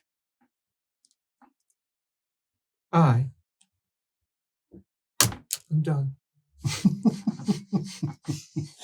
You may all Smashes the have empty bottle. one more. I'll have hers. As you got nothing to say to me? I did not partake in your petty war. You cannot lay blame at my feet for your inadequacies. Let's go. Yeah, fingers in his. As her face begins to go red. Got a steadying hand on her knee, kind of. If everything's translated, maybe it's time to go. Yes. I think I need to sleep. The world has yet to breathe. But it is close. Thank the very gods themselves.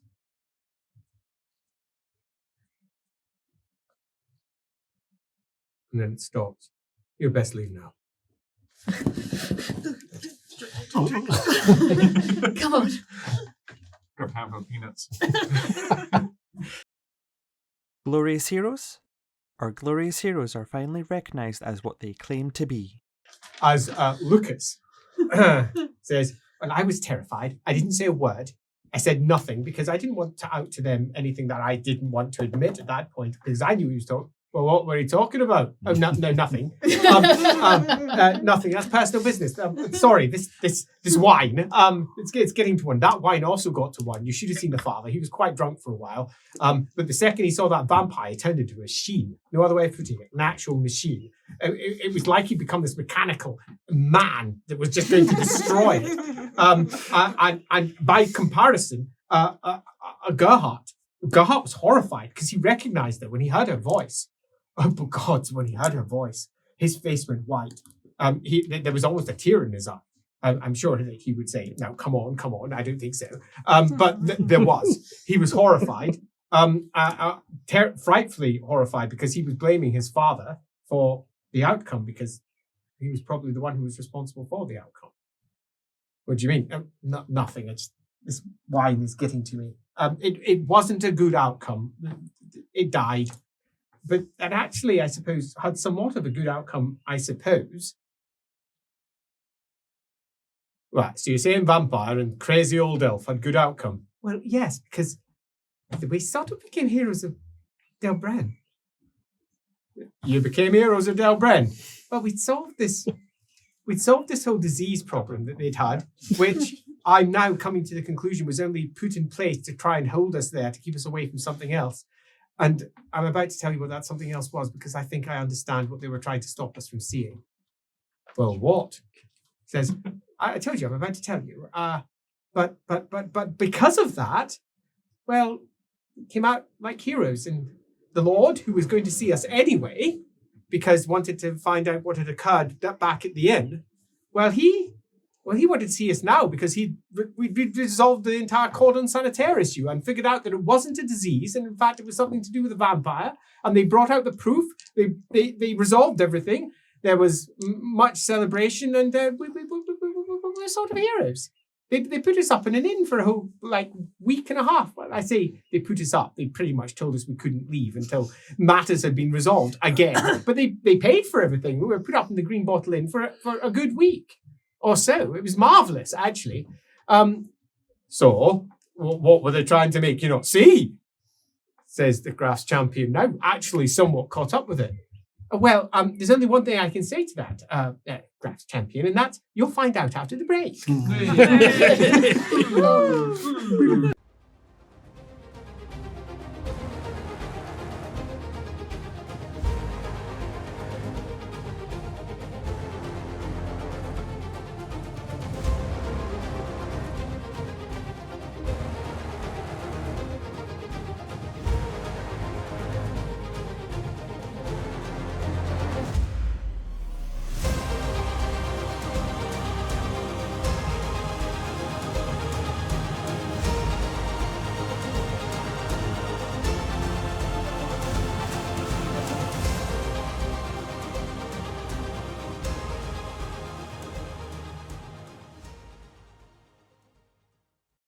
The Duke.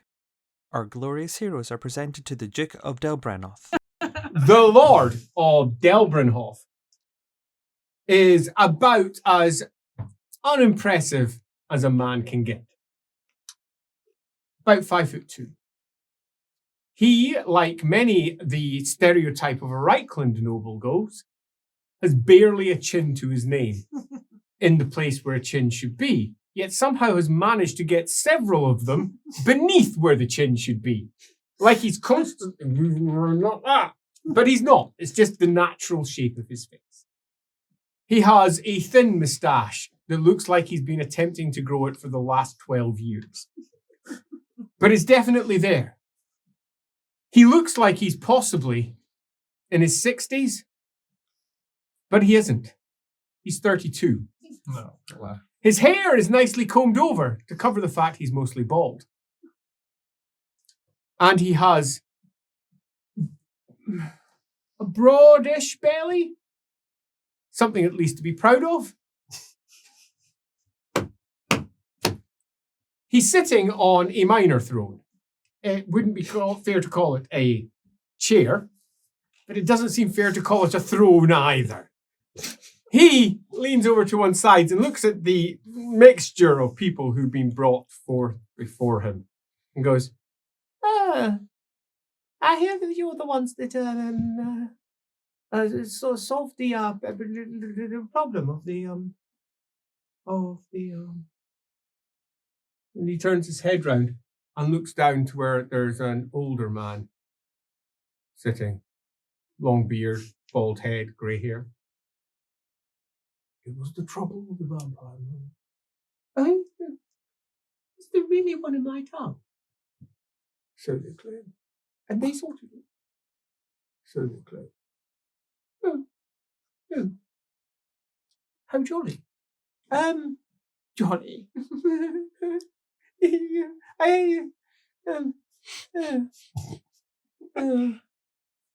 Well done. You'll have to be my guest, but I'm not. What was it again? It's the matter of the vampire. Oh yes, sorry, I remember now. Yes, you will have to be my guest. It's almost the March of Delve, so you can be my guest for that. That's in 2 days' time, and that's that, I suppose.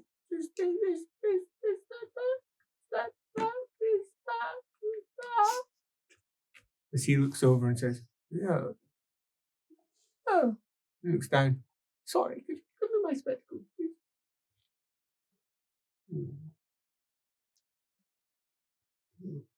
There you go. Excellent. I don't understand why you didn't wear my spectacles. Oh, Colin! He says, well, they look very different now. He says, biggest milk bottle. and he moves his deep, wobbly lenses and pokes one of them down over and looks around everyone. I haven't learned the bell yet, but he would have belled. I say. You never told me there was an L and a O. Well, this is a matter of celebration. We shall have to have dinner. My lord, we can't very well have dinner. Your wife will not have dinner. No, she won't. Competition. No, that's fair. Invite them for dinner. You can all come for dinner. Dinner in Delbren. Our glorious heroes share a meal with the ruling family of Delbren. So we had to go to dinner with this little rat man. That's what I felt like he was. Not one of them. He I don't know was what you mean. an actually horrible little fellow, exactly the sort that one would very much not like to be employed by. At one end of the table was the Lord, who looked, if I recall, something like this. And perhaps I'm exaggerating, but that's what it felt like to me. And at the other end of the table was his wife. And she was not what I expected at all, if I'm being actually honest. Not at all. She must have been almost 70 years old. And while she looked like she matched him, if I'm being honest, oh, bloody hell, I actually think I know her. Do you? She came up for carnival about 4 years ago. She made pass at me. Right, well, yes. She made a pass at everyone else at our table too, including myself. Everybody, I think for obvious reasons, refused her. They did it with good grace. Elric was a little more blunt. No. Shocked, I think, might be the correct phrase, but he's clearly not someone who is schooled in the nature of etiquette. But yeah, she managed to do that as her husband watched with a certain amount of glee. Oh, I see. So you came from Corcoran, she said. And she said it, Corcoran, in a way that just made me go, "Ah!" like that. oh, bloody hell. Oh. That's the woman. I remember her. She came up to me. I was champion. What else could I do? I was sitting. I was meant to see people around, and I took her up, and she quite literally said to me, "Do you fancy having a quick one?" And I looked at her and I went, "No. I mean, you'll probably rub me dry." Oh my God, says Lucas. That's terrible. I mean, oh, so cocker, like that. And then Gerhardt just looked, and it was almost like he'd realised what the name sounded like for the first time. And this smile spread across his face, and clearly he had been making loose references to it for weeks now. But this was the time when the smile would not go away. Gents. And the very tone of the meeting went on like this for some time, which meant that we missed arguably the more important part of it all. Oh, so useless. Huge painted red crown. They were all wearing red crowns. Because he mentioned that she had been entertaining one of their guests. And we all knew what that meant. And we all knew that he was trying to propose this as a plan for the remainder of the evening for someone in the room. But now that I think on it, they did drop a detail that I should have really realized. The one that had been there previously was a scholar. I think we might have met him later. Nerd. I'm actually quite convinced we did because I remember what she said. Of course, these people are so much more interesting than that slight fellow, the stuttering little mouse that was visiting us. So much more, me. Cockera? Oh, it was awful. And she just kept on looking at me. And I said, perhaps we should go. And Gerhardt was like, no, actually, I quite like the food, quite like the drink. And the food and the drink was admittedly quite remarkable. But there was this fellow that we met on the road that we found out later, much, much, much later, was actually aligned with some rather terrible people. And it was probably him that was responsible for organizing much of what we were dealing with. But it was nothing in comparison to what was going to happen 2 days later when we went to that march.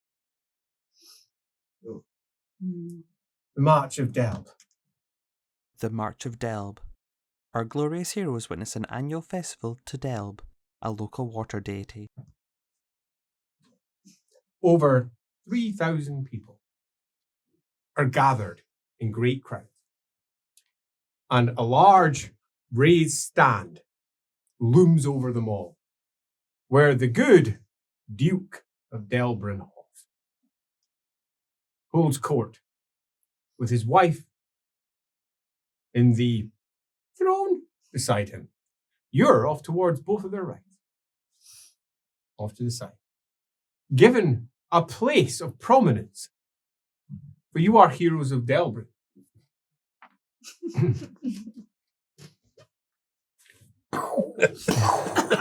Exactly. They're on fire.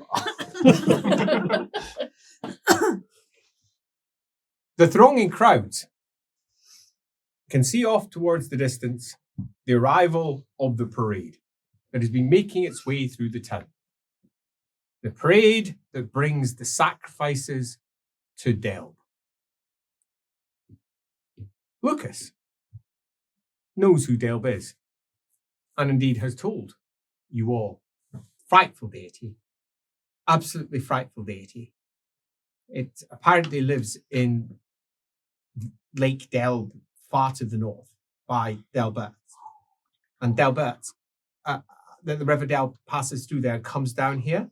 And it is said that she reaches out through all of the channels. And that any who don't make the necessary sacrifices, their towns will be cursed. Or something like that. I mean, it's from what one can hear. I mean, I've been to Delbert a couple of times, and yeah, they make sacrifices there. But supposedly, in times past, those sacrifices were quite bloody. Now it's mostly like this, ceremonial. Gods, I hope it's ceremonial. Gods, I hope it's ceremonial. Which was not exactly the most welcome thing to hear. As the long procession makes its way. At the front is a censer bearer, swishing backwards and forwards. A musty smell reaches up to where you are. As the Lord leans over and says, that's the priest of Delb. Have you ever seen such far? Sir? No, although Lukas has been telling me something about it. This is my first time witnessing it. Yes, it's a local tradition. He says, isn't it, darling? She goes, what? I don't know. I don't come from there. Oh, yes, it's darling. You're supposed to support me. It's a local tradition, far.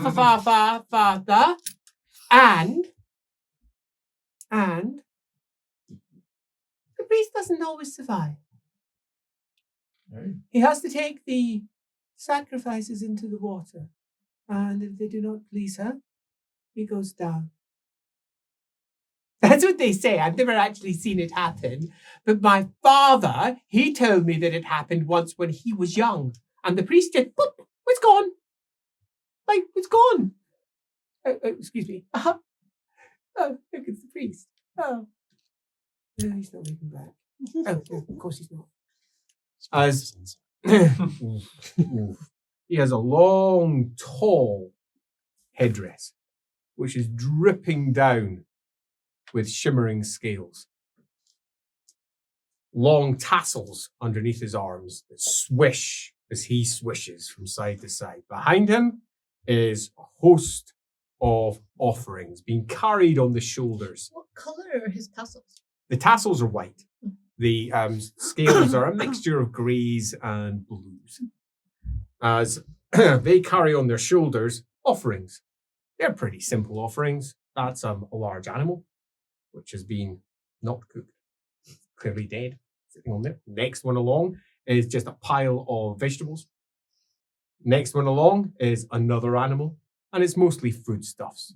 Apparently, their god is hungry.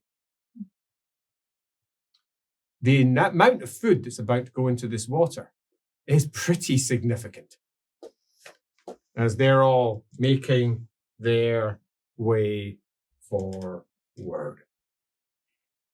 So you can make your own sacrifices. You can join at the end and just toss something in. The priest stays in until everyone's finished throwing, and that's that. Am I still drunk? Yep. Right. He isn't. Good. He's got a bit of a hangover. All right, we should throw things in. What do you want to throw in? Start with you, my lord. Don't say that. Why would you It's a joke. get the hopes up of such a vicious potential spirit? I thought you meant other people. I was like, why would people hate me to go in there? It's very helpful. But you mean that the spirit would be happy to eat me? That's fine. Lukas says, actually, I think, my lord, that is a wise idea, because you will want to be seen to be appeasing the local deities and ensuring that you don't do anything that might offend the local populace. Yes. And besides, if one is seen as somewhat heroic by them, then one could potentially intensify that by your good deeds. Right. What do you want to throw in? Maybe we should just wait and see what other people throw in, just so we don't go a bit overboard, you know? Oh, yes. Yeah, we definitely don't want to go overboard. Very good. Controlling my shoes. my lord, how is, out of curiosity, how's the, I've forgotten the deity, the Delve? The Delve. How is it different to Manan? Manan is a god of the sea. Does that look like the sea? Fresh water. Yeah, no, fine. No. No, I know. Don't know. You don't ask, do you? Quite. All right. Sometimes even when you do, my lord. Yeah. It would seem to me that what would be wise to throw in, given the pattern that's forming in front of us, it would be food. Bit of meat, then bit of veg. Bit of meat, then veg. Some stew. No. I mean, is there anything that's not food? That would be wasted. So far, no. Yeah. I mean, you say stew, but I thought you didn't want a bit top. I wouldn't. I mean, I'd give it a fine meal. Stew. It's got everything. Look, the meat, the vegetables, stew. Isn't basically I could do with some stew right now, to be vegetables and honest. meat in water stew. So Well, yeah. it's all just stew. I mean, if I didn't think it'd be blasphemous, you could. And it would be I stew. wonder if that's the source of the local preference for stews, since they are effectively making one right here. It's interesting. So really, Lucas. eating stew is an act of worship. As Lucas says, A holy obligation. as Lucas says, so they sat and discussed it for some time as to exactly what would be an appropriate stew-based offering that they could present to the deity. However, when the food arrived, it didn't quite go as we expected. As down below, the first animal gets poured in, effectively tipped, and it slides into the water with a splosh as the priest takes it and pushes it down. And somewhat disturbingly, it doesn't come back up. Which is enough for the crowds to go, "Way!" Enough for Lucas to look on with a certain amount of wide-eyed horror. Do you think they're weighted? I hope they're weighted.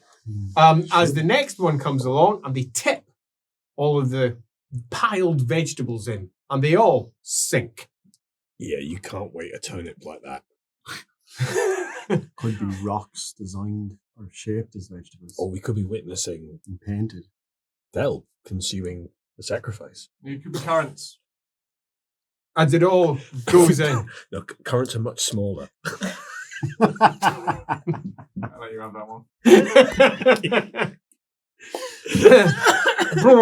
As it all goes in, as the priest, his hands up, sways from side to side, and a troop of people come in, and the food is seemingly devoured. Loophole is fascinated by this. There's part of him that wants to go down there Yeah. just to see it, hand in hand, touch, feel. Is there a God here? Yeah. Is there a God right here, right now, devouring something? Element like rolls around. Oh, it's Ladriel, isn't it? No. Like, Oops. No. you know, the elf in the tower. Blah, blah, blah, blah, blah. Blah, blah, blah, blah, blah. As it all goes down and is not seen again. As it progresses, the crowd gets more excited by it. As they're like, "Hey, proof!" As the priest continues to sway before all the offerings. What gets you is they're blobbed down in front of him. It would just pile up. It would just pile up. Is he standing on something or is he floating? You're not sure. Oh, he's not. Well, he's in the Standing water up waist to his height in waist. the Yeah. water. Totally. So like Yeah. like where there isn't enough depth of water. Yeah. You're actually more convinced by this spectacle than you were before, and the idea of all of that being eaten is a bit concerning. To get As- to another But realm. better, I suppose, than not feeding it, Yeah, because quite. then it would be hungry. Lucas is the one that pipes up about that one. What do you think would happen if it wasn't fed?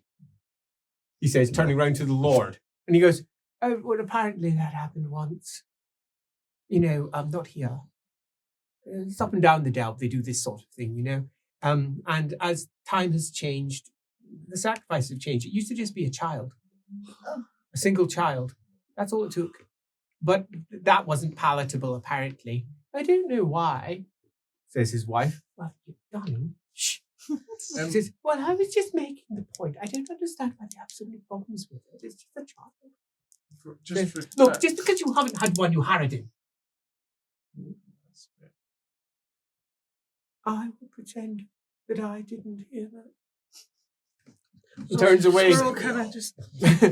As Lukas says, oh, and just turns away. Yeah, exactly. We're all kind of like, Look at that headdress.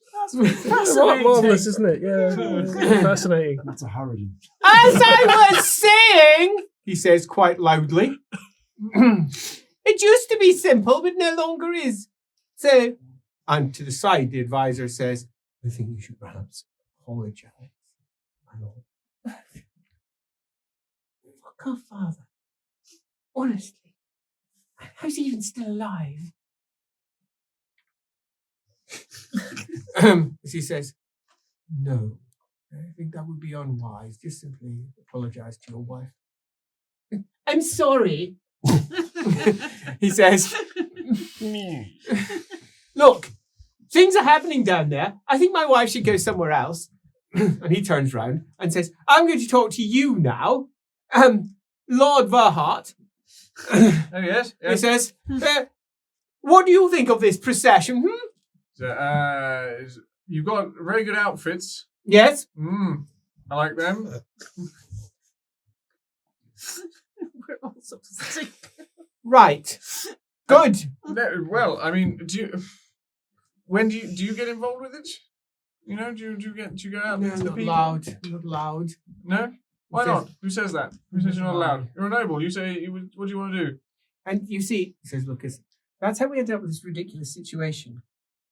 Where the Duke of Dalbrenhof decided that he was going to make a sacrifice. Yeah. That sounds like what we would get up to. And he did. And he didn't come back. Ooh. He went in, laughing. As everyone was looking on, Gerhardt was very pleased with himself. And he went into the water and he went down. He just went down. It didn't come out. Bloody hell, you're saying Dale got him. Man, that was some meat on his bones, right? Well, actually, I'm not. What do you mean? Well, it turns out there was a trick. And there was a large hole. And the water poured down into this hole, into an underwater cavern. I said it was currents. And the good Duke had stumbled into it. And he had slid all the way down and landed in this large underwater cavern. The crowds were horrified. The priest was horrified because he was clearly aware of what was happening. And then the priest went down. But he did not go down into the cavern. Royal arrivals. Before explaining that our glory seers were drugged, Lukas details what became of Dara the Dwarf. It was 2 days before that. We were in Dalbaz. Dalbren. When the Dwarf King came. It's the Green Bottle Inn.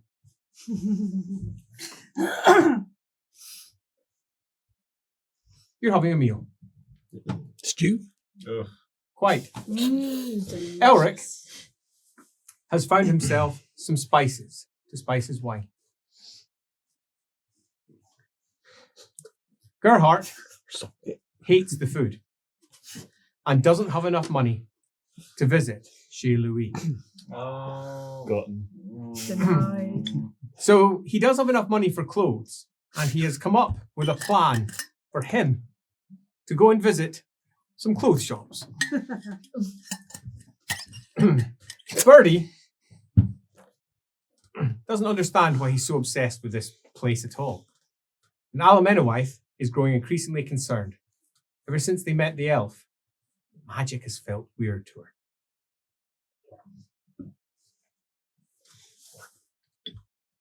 Dara has been sitting with her arms crossed ever since, pretty much, the elf as well. And the vampire. What I don't understand, accent went off there, is why all of this is happening. Here, what is happening? She doesn't get an answer to the question, because that's when the doors open. A dwarf. 5 foot of dwarf, covered tip to toe in armor. A big metal beard that turns into actual beard underneath it. Stomps in, looks over, and says something.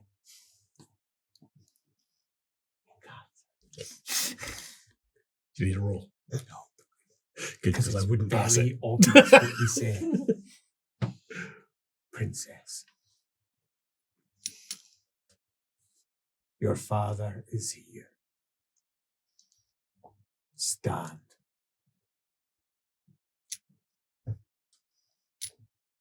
As she stands up. Is everything all right? Aye, you better stand. Elric stood as soon as she did. You better stand. Do not say anything. As she brings a big hand that covers her face and brings it down. I told you we had to go. Bloody Lord. Crump, crump, crump, crump, crump, crump, crump, crump, crump, crump, crump, crump, crump, crump, crump, crump. Over 30 come in. Wow. All of them in armor. And then you hear from the other side. Oh, we're going to get bloody in. And you hear, I'll just get down. He says, you don't need to carry me in. And then in he walks. On the ground. Big white beard down to the ground, bound at the bottom and tied up to his rear at either side. Long white hair hanging down and a pickaxe. The heavy hammerhead on one side, which he has on his shoulder. Dara!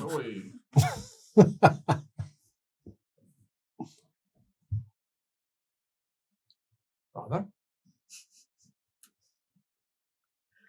You're late for tea!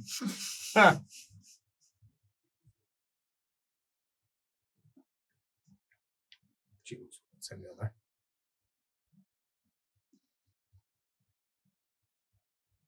Aye.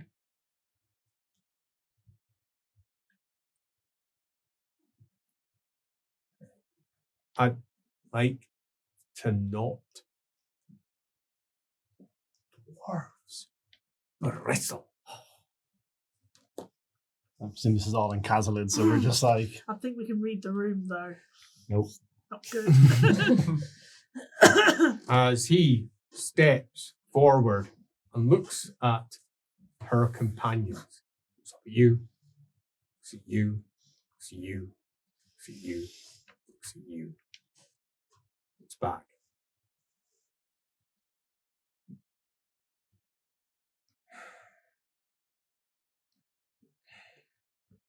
And then in Castle again says,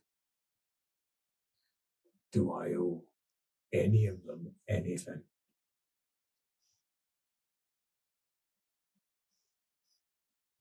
They've been mostly honourable, says. Birdie, been looking after me. Elric has been a friend. The elf hasn't betrayed me yet. High praise. Yeah. That's the highest. Yeah. And there's 2 others. Wow. And Lucas.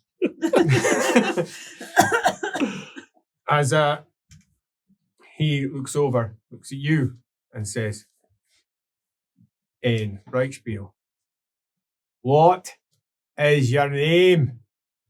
Birdie. So, Looks up at you, holds his arms. What sort of name is that? it's the only one. What sort of name is that? She shrugs. Looks at you. I'm an orphan, it's the only name I've got.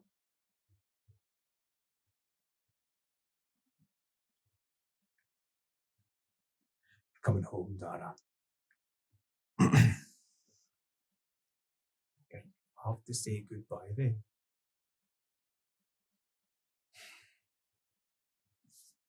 Enough. Have you paid them? No. There's no payment. Fine. Well, what do you owe them? Thanks. Maybe more if we'd actually moved. Right. So you're blaming them for getting caught? Well, I owe them then. As he stretches up and he goes, you'll be one of the wizards. Trying to be, yeah.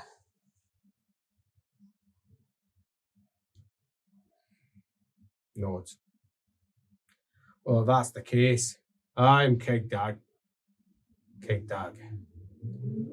Oh, Karak Skeige. It's an honour.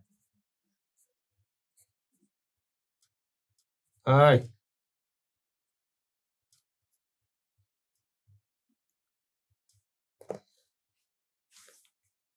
What's your name, lad? Fallout. Right. Ah, priest.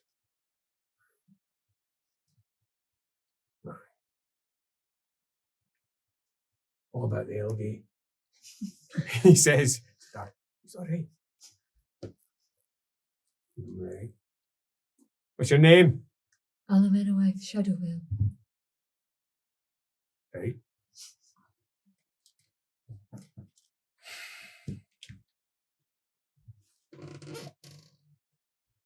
You looked after my daughter. And you delayed her long enough that I could find her.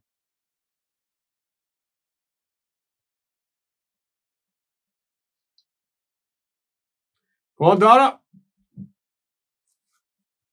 Lucas goes.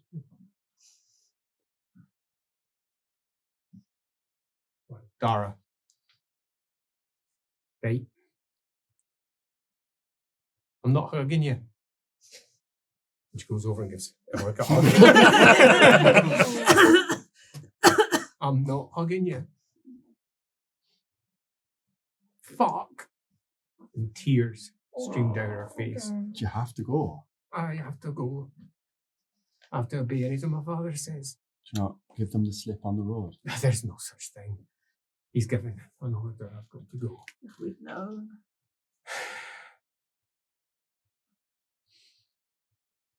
Right. Right. Putting you on my book. She says, I'm putting you on my book. Got me fucking captured by my own father. Crump, crump, crump, crump, crump, crump, crump, crump, crump, crump, crump, crump, as the innkeeper looks on. Didn't like the menu. Kidnapped again. Our glorious heroes are drugged at the March of Delb. Lucas is convinced he knows who did it. But as it turns out, when we woke up, maybe 8 hours later, 9 hours later the next day, we'd been drugged. We'd been drugged. And we were drugged when we were back with the Lord. And they took us away. And I think the Duke of Delbernhof's a member of the cult. I'm convinced he is. And I'm not entirely sure I can bring that up with anyone. Well, he's a Midlander. Well, Middenhammer's up here. The mall members of cults down there. but no, actually, that's quite serious. He says, no, that's quite serious. No. So what are you saying? I don't actually know. And I think actually I probably need to go and speak to everybody else. It's only through talking it all out that it's become clear to me that they were doing something and I don't know what it was. Right, he says. So, what do you think it was? And you're all sitting in the cellars of this horrendous place that you've woken up with a pounding headache, except for you, who's been separated and put in your own pit. And me, my very own, because I didn't have a headache. I had a Head wound. Yeah. Proper head wound.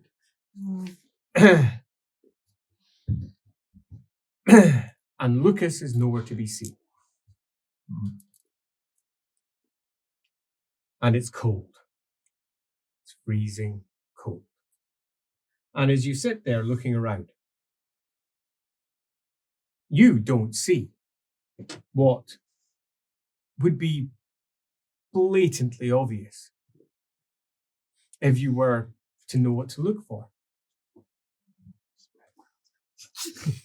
The room has clearly been used to hold people more than once. People have died here. There's bloody splats across the walls. But most of them are fashioned into crowns. Not that you were aware to even look for this at the time. But also, it was dark. Yeah, it was. So that makes a huge difference for elves. We didn't know about we didn't know about the red crowns until we got the letter Yeah. with the symbol on it, which was later. So yeah. All flashed with red crowns. But it just looks like splashes of blood up against the walls. There's no way for you to know exactly what it is. As Lukas says, they didn't notice it. We didn't notice it. We basically burnt their village down. Well, their town hall. To make a large diversion so that they could rescue us. and They had a witch. And that's right, out with it, say it. To the rescue. Our glorious heroes escape a village of cultists that cavorts with beastmen. Lukas has been laid out against a tall menhir, a great circle of stones around it, and the village has torn off towards the great fire that you set to divert them away. And you've come sneaking in to try and free him. The beastmen that were cavorting inside said circle have gone off with him and left, giving you an opportunity to hopefully rescue him from whatever the fates have decided that he's going to see. When you get there, he's blooded. He's been stabbed through and run through in more than one place. His hair is pushed back, it's thinning anyway. Not that you would notice, but a sprayed red crown of blood sits through his hair. Not that, again, you'd notice.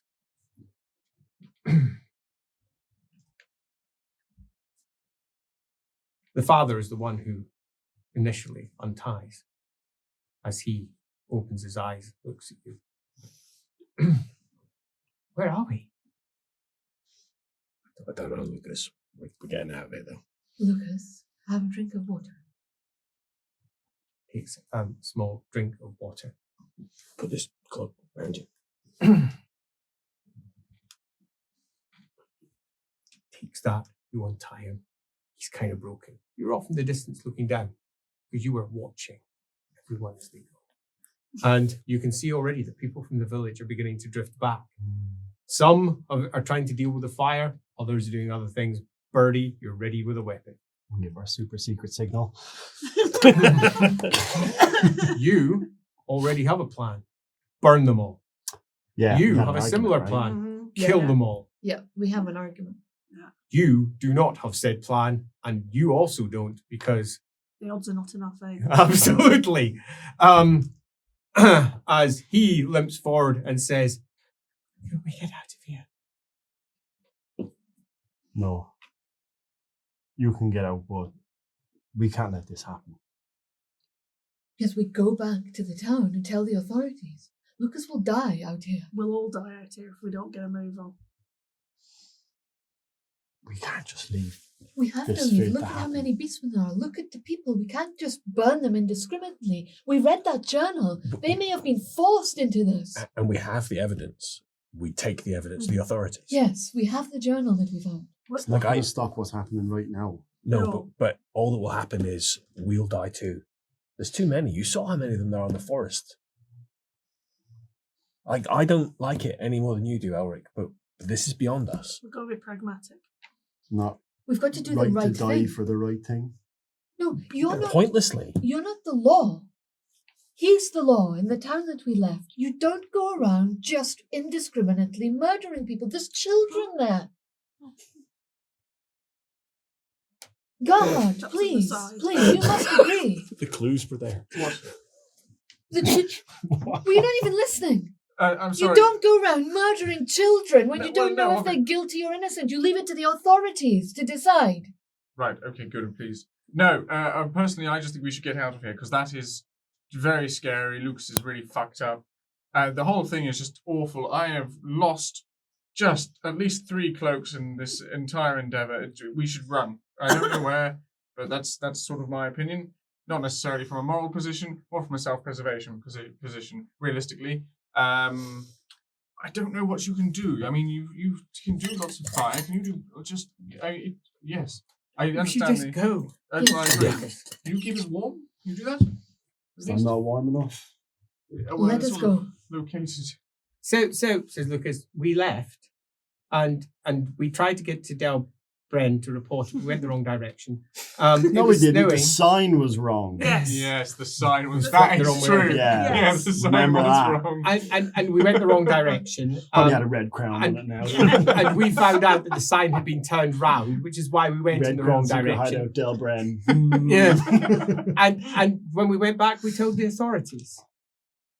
But I think the authorities sent us there. Mm. I think the whole point of it was for us to be sacrificed in that particular moment. Mhm. Lukas interrupted. Just as Lukas is about to explain everything, he realised his story is cut short. So, well, that's down south. So, what do you think we should do? He says, I'm not going to be very much help when my legs where they are. You're not going to be much help with legs where yours are. I don't know what to do. I just know that something sort of has to be done. I mean, these cultists have been chasing us and doing, and it's clear right from the outset. It's clear.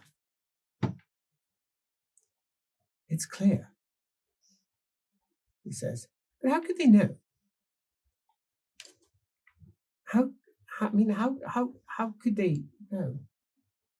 Well, they're inspired, aren't they? Bill says in the corner, right.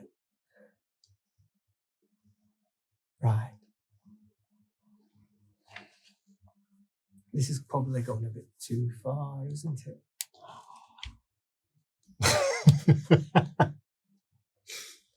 Pardon? No. And he cuts Lucas's throat. What? Too far. I don't want them knowing quite yet. Not yet. As he says, here! And something comes out of his mouth.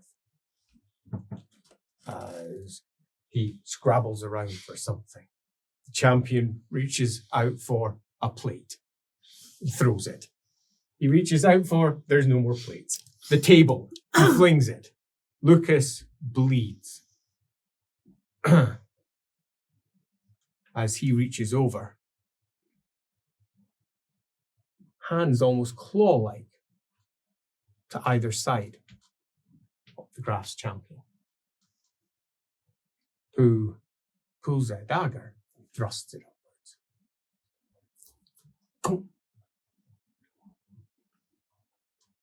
Crunch. He falls over. And he falls out the chair. Nils lies there.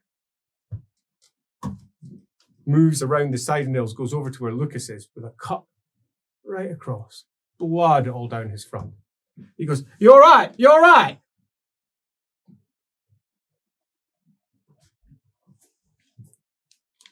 Father Leopold is sitting in the Middenpalaz.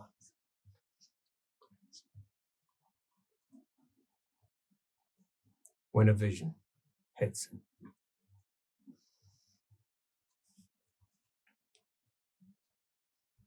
And it's pretty powerful. He collapses down to one knee, which of course everyone sees, including you, Sage.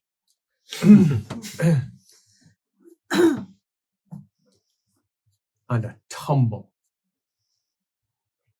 of realization and twisting thought hits him. All culminating with sliced, opened neck. And the scream. The scream. And he realizes that Lukas and Heinrich Torbringer were best friends. And we bring the episode to an end. What?